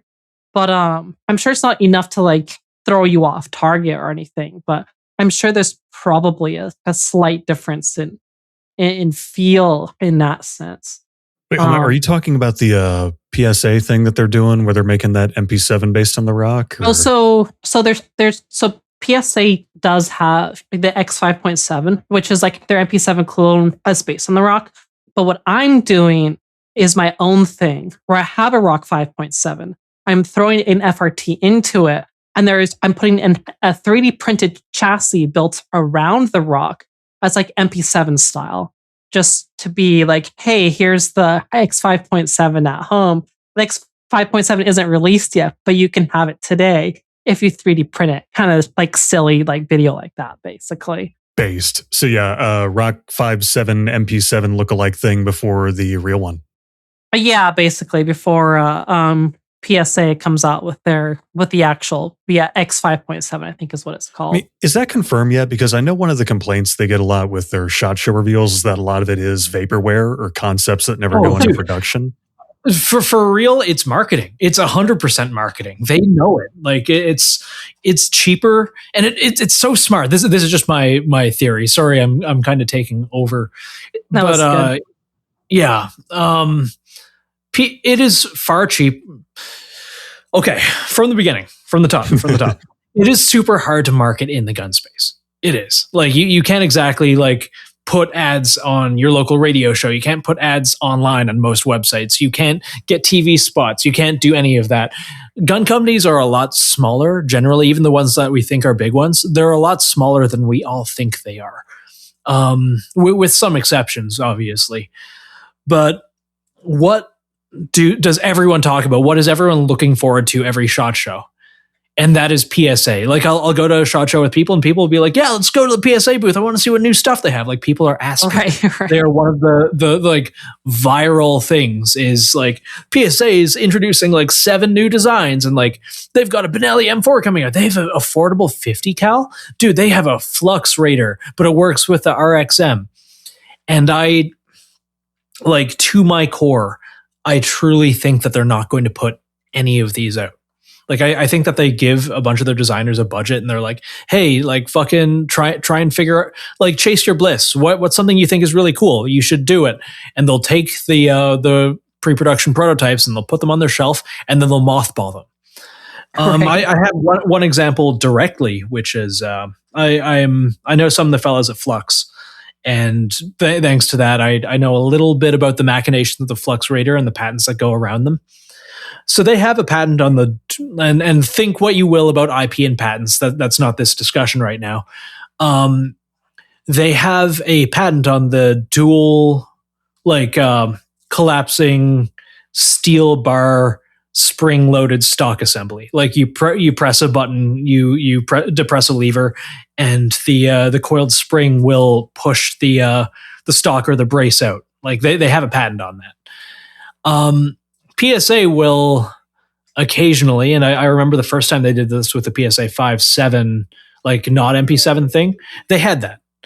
And I remember being a little bit of a fly on the wall where they were talking about it. It's like, yeah, this can't really pass the muster. And it never came out. Like it never came out at all. And I think part of that is they got a C&D from Flux, or, you know, a polite talking to. A couple years later, now they have put a direct rip-off of the Flux Raider. Like all of the patents Flux has, like on the dual mag release, on the folding stock that they already knew because they ran into problems with it on the PSA 5.7. Sorry, I don't know if you can hear my dog. She's starting to scream. Poor Maple. She is. Yeah. Her life is hard. I absolutely didn't just take her on a long walk before we started recording. But back to the patents. Yes. They know at some level, like a company like PSA has lawyers. They have people that know about this. They definitely did know about this because of the whole debacle that happened kind of behind closed doors with the 5.7. Then they went on to rip it off further. And I don't think that's a power move. I think that is a marketing move. I think it's hey, we can, like, this isn't a particularly hard thing for us to, 3D print and, make a prototype of. We're just going to do it. Everyone's going to go nuts about it. We're going to steal a little bit of that market share, and people are going to get really excited about it. Then we're never going to release it. Same with the B&T 50 cal. I have on, relatively good sources that they infringed on a couple of Barrett's patents. Barrett sent them a message being like, yo, fucking knock this off. And then they made an excuse that they weren't releasing it. They're like, oh, the ammo cost for testing is too high, or something along those lines. Like, I don't think they're stupid. I don't think they make things knowing that they're pissing other companies off and they're going to get PP slapped. I think the point was never to release the product. The point was to get people excited about it and talking about PSA. Yeah, it exists just long enough to make that statement and then it disappears. Yeah, it's to get PSA to be talked about every SHOT Show. It's to get PSA to be a household name in the gun community. And when these things don't appear, no one's going to get mad at a company for not dropping a vaporware product. Like if they do, that person's probably unemployed and or terminally online. Like it's not a big deal, but I think it's weaponized. I think they do it knowing that people are going to get excited, people are going to talk about it, and I think they do it knowing that they're never going to release it. And unfortunately, it does suck. I do think it steals a little bit from the market share of sometimes these smaller companies. Like Flux is not big. They're like last when I visited there were like a dozen dudes. It's a little more than that now, but you have all these people who are going to be like, yeah, I'm just going to wait for the PSA one to come out, and then those people aren't buying Flux ones, and they're also never going to get the PSA one because it was never actually planned on being released. Right. Yeah. It was funny because when we did our SHOT Show video, when we did the PSA section, we specifically called them out and said, like in our videos, like the whole segment was titled PSA vaporware products is what we put in for it. Yeah. And it is smart marketing. It really is. Like on a macro level, I'm like, yeah, this kind of fucks over the consumer because they're not going to buy, the same or a better product from a competitor while you're making this cheaper alternative. And it sucks for the other companies that are making those things that they're ripping off because people are going to wait for the PSA one to never release. But it's marketing. It is what it is. There are worse things they could be doing. So all that to say, when it never comes out, you will actually have a working prototype that you could then mass produce. Yeah, there we go. Yeah. Sorry, I can cut that if we need to, because that's like a legit cool business plan, honestly. Which one? The one for the PSA Rock? Her making it and doing it better. Yeah, that'd be fucking awesome. I think that's a great idea. So the chassis that I'm doing it on is actually, it's a, I'm not sure if you guys know a whole lot about the 3D printing space, but it's one of my autisms. I don't talk about it a ton on this show, but I am. It's one of the few things that I more or less check in every other day. Makes sense. Like I'm subscribed to a couple Substacks, and I check GunCat Index and all that. Yeah, so there's a guy. He goes by Browning something. Browning's Ghost, or no? Geez, I'll have to look it back up. But he made he has an Odyssey. And he's the one that made the chassis. So it's like I couldn't just steal his his cat and then just to make a product out of it without probably come up with a deal with him or something. And it's designed to be 3D printed. It's not really designed around I could probably come up with my own design. Like if I put in the time to in SolidWorks to kind of come up with my own MP7-ish design that locks onto the rock or something. But I have some other ideas that I can't talk about yet that I'm much more focused on.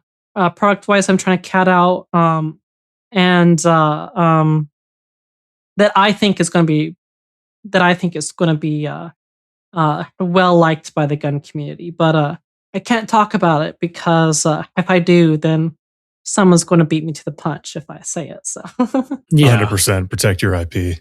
Yeah, 100%. People can and do rip that shit off. Yeah, I mean, don't patents once you have them, don't they expire after a certain amount of years? That way you can kind of I think it's like 15, reap the benefits. 15? I'm pretty sure it's like 15 years. Yeah. I think it depends what kind of a patent it is. Like there's functional patents and something else. It's been a while since I looked it up, but yeah, I've had some ideas around some products that I want to to make. I'm good friends with like some other guys like Zasta, Spencer. He owns Ali and Kaufman. I've been friends with him for like geez, over a decade. We actually met on 4chan, which is funny that we started doing Milsim games together. And he makes the AKB-23 like L85 clone. Or I should say L85 lookalike with the BRN 180 like uppers and stuff. And his stuff's gone decently popular as well. And it's really cool being able to like see him and some of my other friends like come up with their own products. So I'm just like, I should come up with something that's like 100% like designed by myself. And so I've been catting some stuff out just to have something I can really like slap my name on. But that reminds me, we got really off topic, didn't we? Yeah, one thing I want to add to that, and this is just like general advice for anybody that's got the entrepreneurial spirit. If you are the first to market with something, you basically have the market cornered for that period of time. So in this case, if you make that PSA 5.7 MP7 looking thing clone and you're the first one to have it, and hell, if you get it out before they do, everybody's talking about it and you're the only game in town. Works the same with like content creation too. Like I literally recorded a video a long time ago. It's long deleted. I recorded this weird niche feature in a game that I was playing at the time that it was like a little button that nobody had ever pressed. And I was the first person to make a YouTube video on it, got 100,000 views. It was a piece of shit video, but I did it to literally prove a point to someone like, hey, this is possible. Like if you are not the first to get to something, or like if you don't have some kind of original idea, then it's a lot harder to gain traction. Yeah, it's definitely. I can't remember what we were talking about originally. Well, we were talking about a lot of things originally, but no conversation on the show survives first contact with the guest. That's true. That's true. Yeah. What were we going to say? Oh, I was just going to say this all started because we started going off on the TP9s because we're talking about the Tommybuilt T7. Yeah. That's kind of funny how we got there. Yeah, we never really got into like what you sell and show yourself a little bit. Like, yeah, what can we buy from you and how? Yeah, so that's what I was talking about. Was how we got into the UMPs and the MP or the G36s. It was because we made that T7 video actually because we made the video and we're the first to make a video about the T7, the Tommybuilt T7, and well, it didn't work, and we had the issue where it was discharging on itself, and so I was just like, do we put the video out? Do we not put the video out? And I was like, we'll put the video out, and I'm just gonna like word it in a way where it's just like because I was helping Mugi with the script, and she was the one who was like on camera and everything, and I was like, we'll just word it in a way that's like, hey, it didn't work this time. And we did have a pretty bad failure with it. But we're going to send it back to Tommy and, see if we can get it worked out, get it fixed out and everything. Because like, again, like you said earlier, like if you're the first to like make something about a certain subject, then you can in fact have, be the first to like, get that traction rolling on like whatever it might be. In this case, we're like, this is will be the first video on the Tommybuilt T7. And so we released a video on the Tommybuilt T7, and because it was the first video on the Tommybuilt T7, I did pretty good. And we hadn't posted video on that channel in like 10 years, right?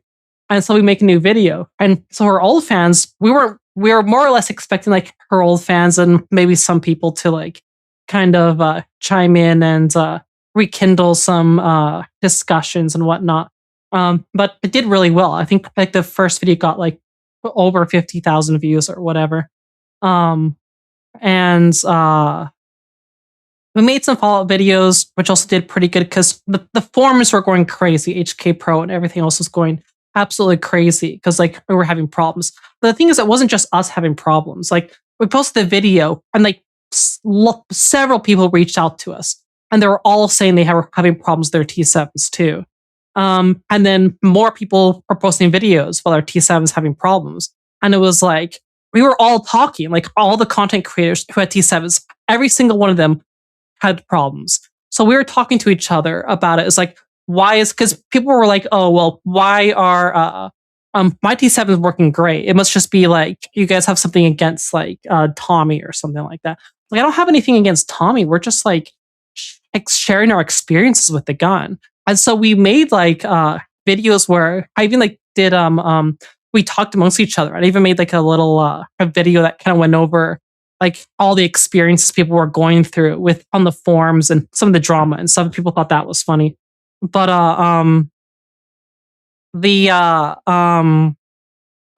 ultimately, like at the end of the day, like even the people who had guns that were working, eventually they stopped working properly.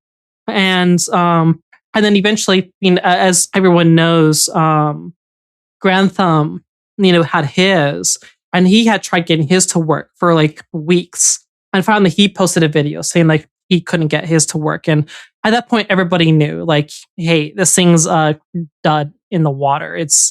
The product is clearly has failed because everyone's having issues, and people were sending their guns back to Tommy, and no one was getting their guns working unless they replace like the core components with like real MP7 parts.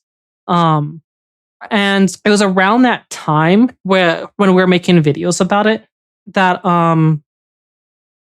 his old supplier contacted us.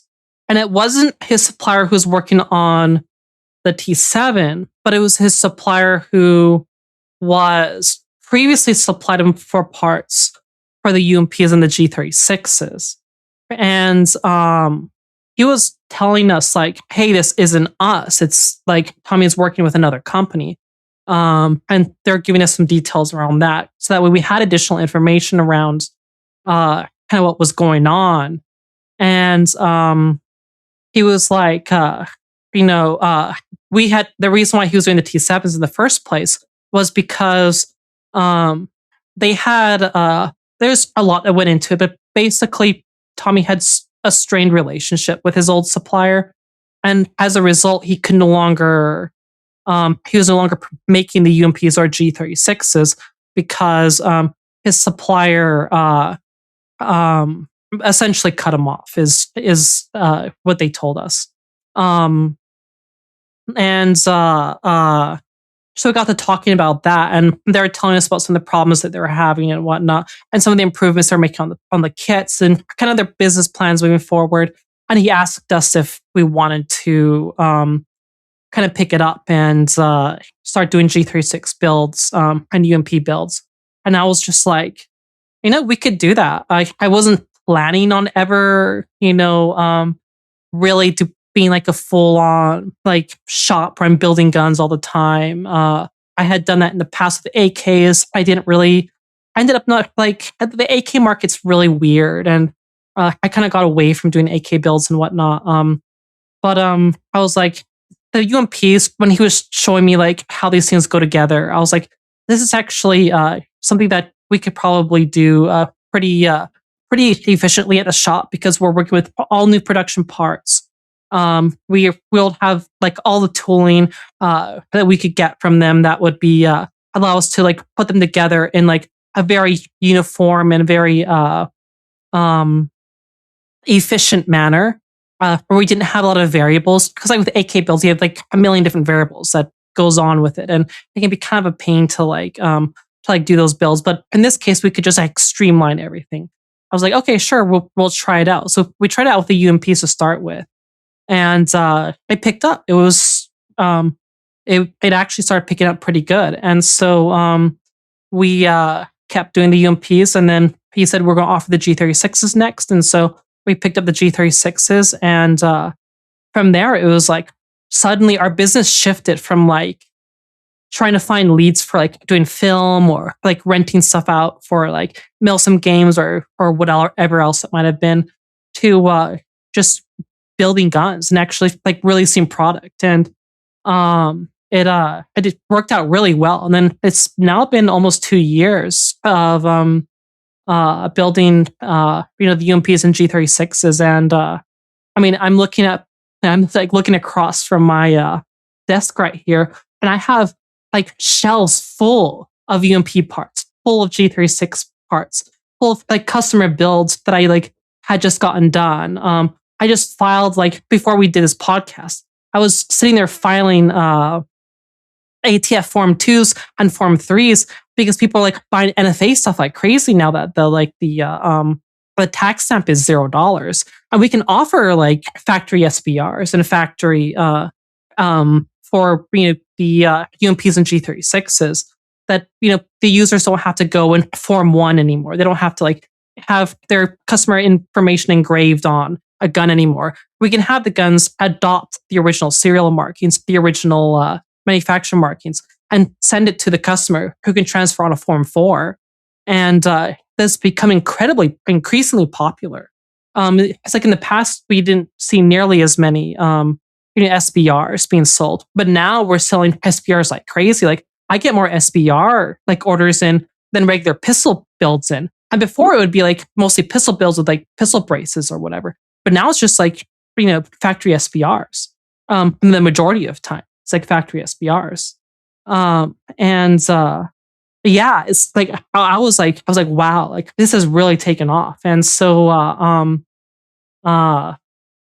I've been like investing a lot of that into, just, trying to like grow the business and then also come up with my own, like, because I've been going to SHOT Show and I've really enjoyed being able to see like my friends there and seeing what they're putting out, and I'm just like, I can start putting out a product as well as like my own kind of thing, So that's kind of been my next plan is trying to come up with I have this idea for a product that I'm currently like catting out in SolidWorks and whatnot, and hopefully in the next year or so I can showcase it at a SHOT Show. I'll see how it goes along this year. Yeah. In the meantime, though, it's a lot of UMPs, a lot of G36s, and like we did the UMP9 release like recently because we've been doing UMP 45s. I mean, we did the UMP9 release in like December, like right before SHOT Show, and I had Mugi do a video on it.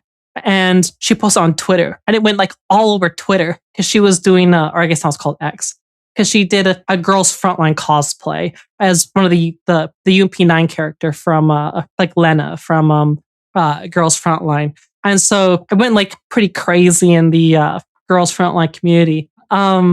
We had gotten a whole batch. Like I had made sure I got from my supplier like a ample supply of UMP9s. I was hoping that would last us like at least like half a year or so.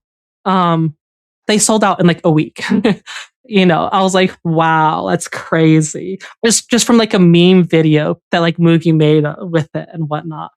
And we got a couple more in recently, but I need to like bug our supplier about getting some more supply for UMP9s in because those have been selling.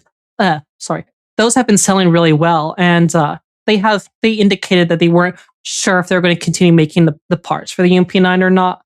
But I mean, from my perspective, it sold really fast. So I've been trying to nag them about getting us some more kits so we can slap some more together. But could you machine some of the parts in America theoretically? If well, obviously you are, but like doing it in house or finding someone to kind of pick up the slack if you can't get any more of the parts kits?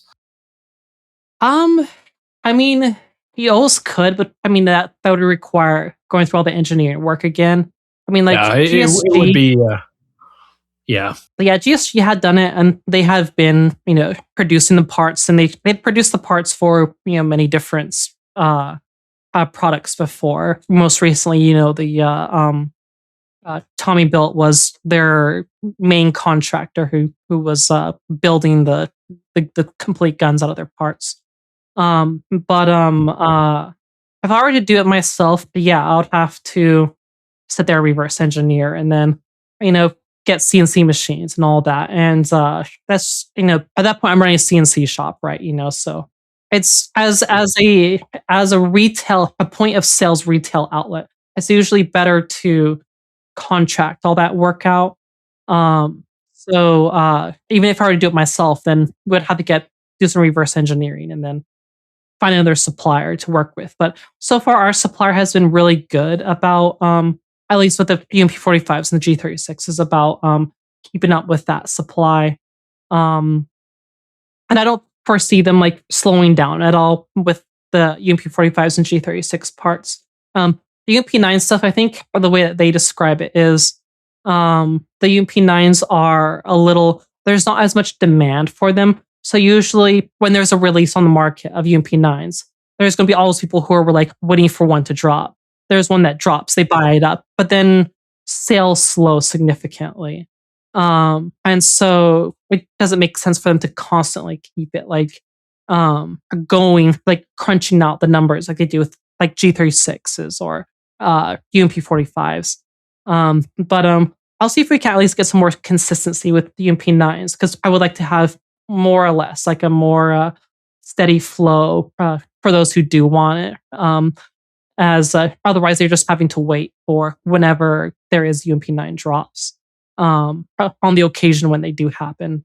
But I'll see what they say and we'll kind of go from there. So there is that kind of way in which you have to gauge the market, and then the suppliers have to think about, you know, how many parts are we producing and how profitable is it going to be if we like do it in this way or that way or however else it might be. So yeah, I'm sitting here looking at the website, just hovering over the add to cart button, but at the same time, Ethan was telling me that do it. Ethan was saying mean things about the UMP45, how it's not practical and the recoil impulse and blah blah blah. Ethan. Oh yeah, well he can. You know, there's a perfectly good reason to get guns, and that is just the vibe.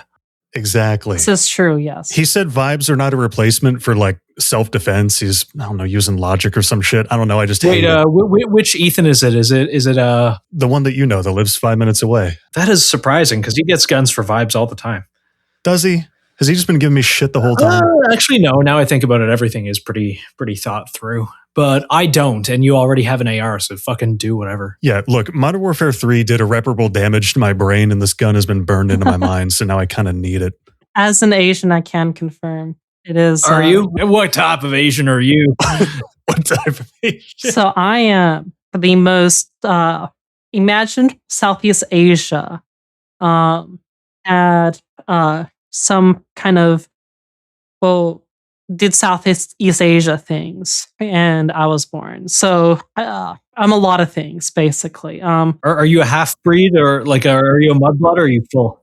Oh my God. I am so muddy that there isn't anything distinguishable in me anymore. So like basically my family heritage comes from a lineage of opiate trade, rape, kidnapping, slavery, ultimately ending in elopes.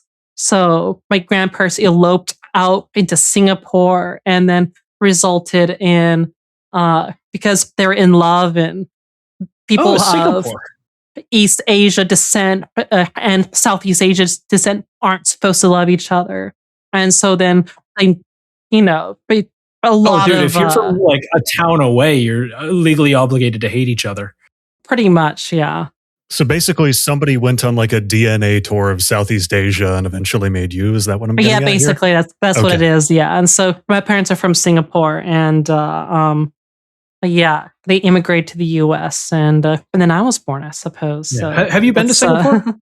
I have not. Oh, no, I take that back. I have, but I was too young really to remember it. So yeah. So like Same. I've been say again? Same, it's been a minute. Yeah, indeed. So I mean, I've been back to certain areas of Asia, but Singapore hasn't been one. Been planning on wanting. I want to go back at some point, just because I know that's my family like heritage. I need to build a SAR 80 just because it's my. Dude, they look good.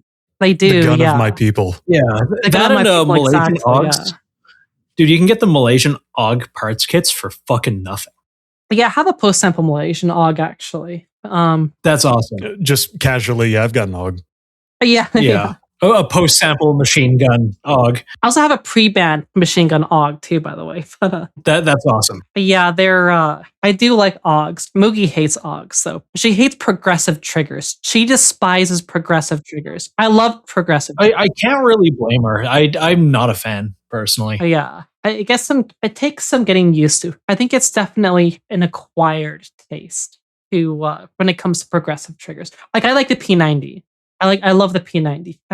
We have a post sample as well, and I love that gun. Actually, Mugi likes the P90 just fine. But I've been thinking of a P90 since they dropped the forced reset trigger for it. It seems fun and viable again. I think I saw that they were. I think it's like they haven't, or they've announced it, but it's not like yet available for order. Yeah, I think there's 2 or 3 different companies working on them at the same time. Makes sense. There usually are. I think like there was a couple of companies working on the UMP FRTs. We're getting a lot of questions about those too. And then and we've been like keeping up with some of the FRT designers because it's like, well, people are going to want to buy FRTs for our guns, and I need to keep up with what's out there and what actually works and whatnot. And if you can get one working in a UMP and you get that in someone's hands, like if that becomes the YouTube craze for a minute, I think that is would do true. well. That is true. Actually, I should make a video on one. I think with a UMP, it would need a trip of some kind, just with how the bolt is. It's basically just a chunk, so like a chunk of bar steel. Actually, you want to know something funny about the UMP bolt design? Yeah. The pin that holds the firing pin in place, the retaining pin, is actually the sear trip. Really? So yeah. So all semi-auto UMPs have sear trips on their bolts technically. Okay, that could make this a lot easier. Yeah. Actually, I should make a video because I'm a dealer for one of the companies that does FRTs, or that's making FRTs, going to be making FRTs, I should say, for the UMP. And what company? AS Designs. Oh yeah, I love AS Designs. I got a couple of their arcs. They work really well. But yeah, so we're a dealer for them. I signed up to be a dealer for them specifically because they were talking about doing UMPs, and I told them, I was like, hey, we sell UMPs like crazy. Yeah. I should see if I can get them to send us something out so we can make a video on one. I think that'd be very cool. That would move a lot of them too. Yeah, it's like it'll move UMPs, and then we can show that there's a FRT on the market for it. So yeah, absolutely. Yeah, I hate to say that more or less is a driving factor in whether people buy a PCC these days, I think. That is true, because PCCs really need, like, I feel like the FRTs have made them viable. And it's like, as an SOT, it's like, I love PCCs because it's like, oh, I can have them full auto. But I've always thought to myself, like, would I like this if I wasn't an SOT? If I was just like a regular person? When I think about PCCs, yeah, the only thing that I really liked that I had in my personal collection before, I started making stuff full auto was actually the PS90. I've always liked the PS90.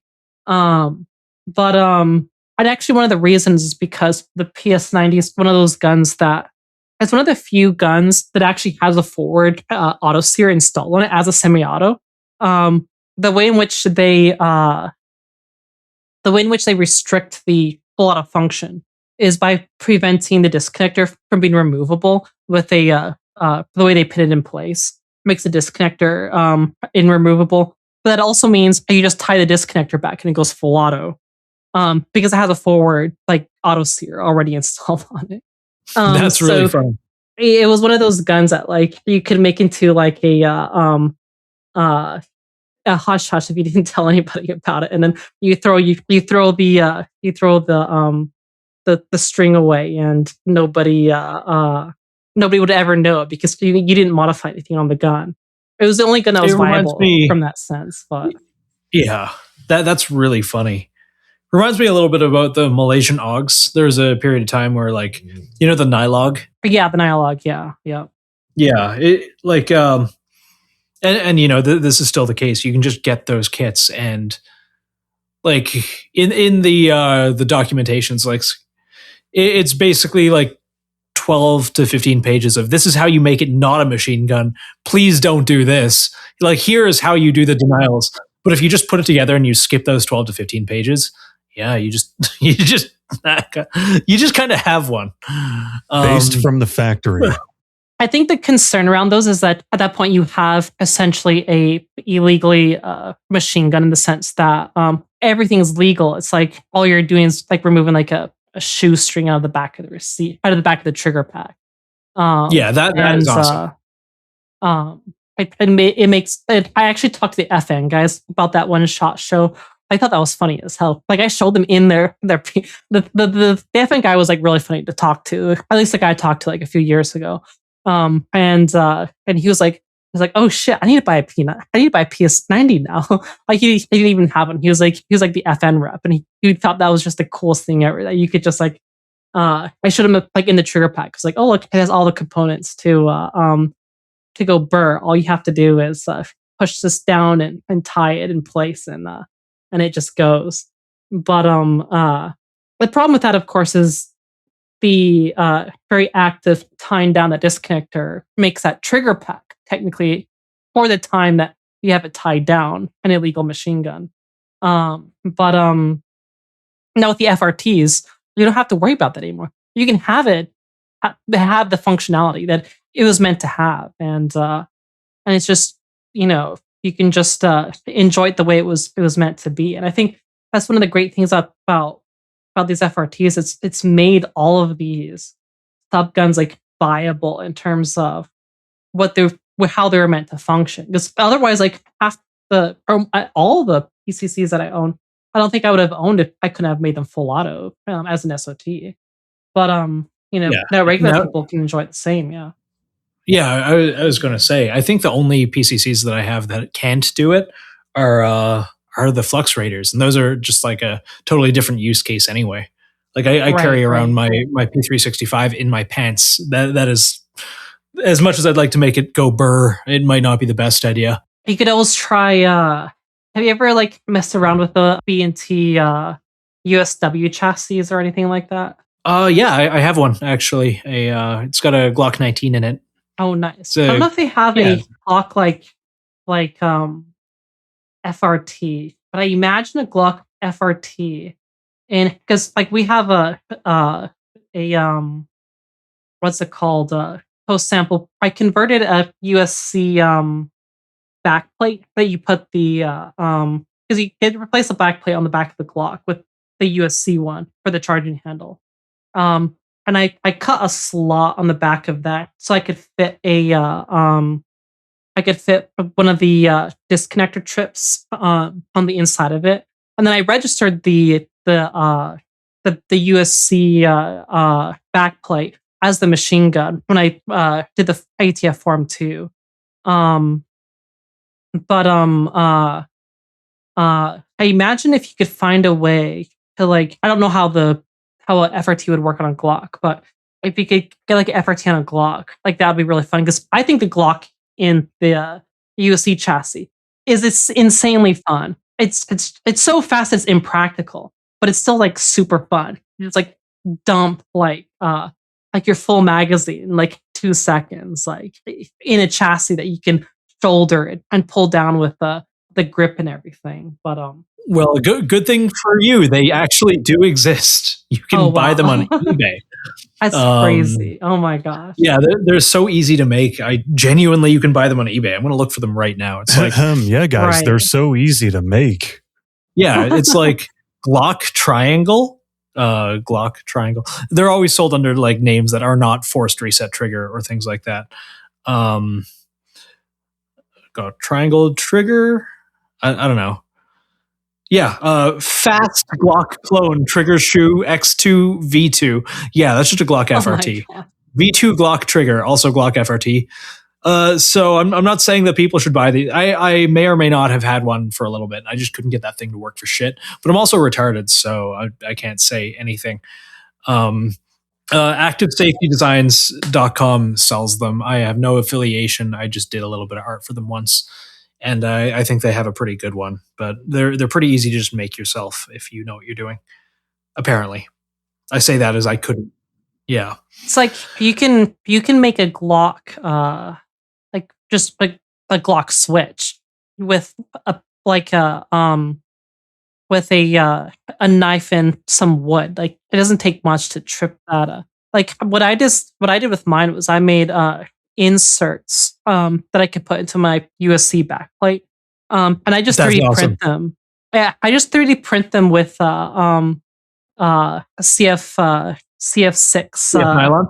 yeah, CF nylon, yeah, CF6 or whatever it's called. How would you rack the gun? Because my USW has a backplate that the charging handle attaches to. Oh, but that's what I'm saying is I modified that piece. So Oh.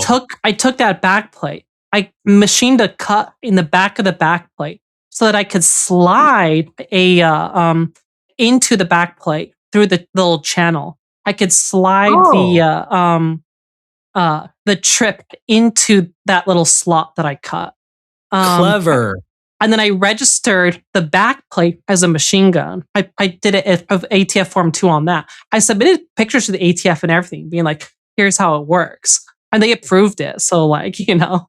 Yeah, if it works, it works. They said it was like they didn't have any complaints about it. But me registering that little piece for the USW like charging handle piece that I machined a cut into. Yeah, that's awesome. I have a local SOT that I kind of want to, like, we do some content sometimes. I kind of want to bring my USW there just to be like, hey, like, you want to throw an auto sear on this? Yeah, just one of those.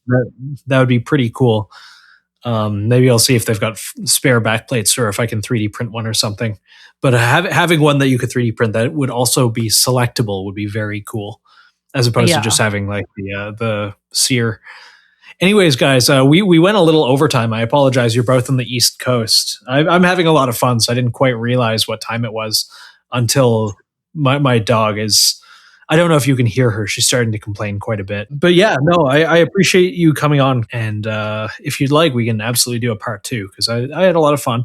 And I feel like we could get into more things. Where to buy your wares? Like if we wanted to, say, purchase a firearm from you or rent one of your tanks for a movie, where can we find you and or your social media if you have any? Yeah, absolutely. So if you want interested in any G36 or UMP type stuff, tracksarmaments.com.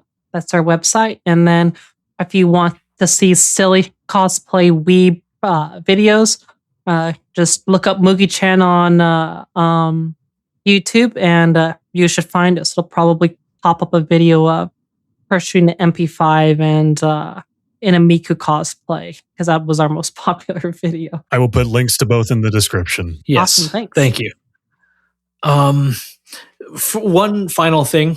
I guess I can't ask you for dad advice. So mom advice to your children who are listening. What would you say to, you got your tyke, bouncing on your lap? Give some advice for the future for our listeners here. What would you like to have heard as a child? What I would have liked to heard as a child is just to be yourself. I mean, like, there are people out there who are going to tell you, like, that you need to be a certain way, you need to act a certain way, you have to conform to a certain standard. And that if you don't, then you're not going to go far in life. But I'm going to tell you right now that you shouldn't listen to them because being yourself is what matters. And like, if you're in a position where you can't be yourself, whether it's at your job or whether it's whatever you're doing in your day-to-day life, and you're being forced to like be someone else, that you should, like, I'm not saying you should quit your job, but maybe try and see if maybe there's alternatives out there, or there's ways for you to be yourself and to be who you want to be in your own skin, and to learn to love yourself in that sense. Because I feel like there's so much out there where people are like try to force people to conform to one certain way, and I hate that. Like, I hated that, and so I found a way out of kind of that mold, and I went and did my own thing, and I became successful at doing my own thing because I found that if you don't love yourself, then you're not going to really get very far in life because you're just going to be miserable. So that's my advice. Yeah, no, that is indeed good advice. My dad advice for the weekend is go play Resident Evil 9. It's pretty cool. Capcom I love you. It's not very good dad advice, but whatever. Evan, you got anything for our listeners? Yeah, I'll actually add on to what she said because I was going to give similar advice. But when a lot of people here talk you guys about, go doing good advice, whereas I just say consume. I know what time you woke up today. That's not good advice. Dude, I wanted to beat it without using any health items. Okay, just leave me alone. Oh God. Anyway, to piggyback off what she was saying, a lot of people focus a little too much on finding yourself. I heard a quote that went along the lines of, it's less about finding yourself and more about rediscovering yourself, figuring out what you were before the world made you conform to be this or that. I think deep down, we all know who we should be. We know the things we should be doing, but it takes a lot of peeling back the layers that you've been pouring over yourself to really see that again. Yeah. But yeah, thank you both for coming on, especially this late. I realize it's 9:30 there, and you're, I think, both 3 hours ahead of me. So I will give you the advice I wish someone gave me last night: go the fuck to sleep. Thank you, everyone, for tuning in to the Art and War podcast. Okay, bye.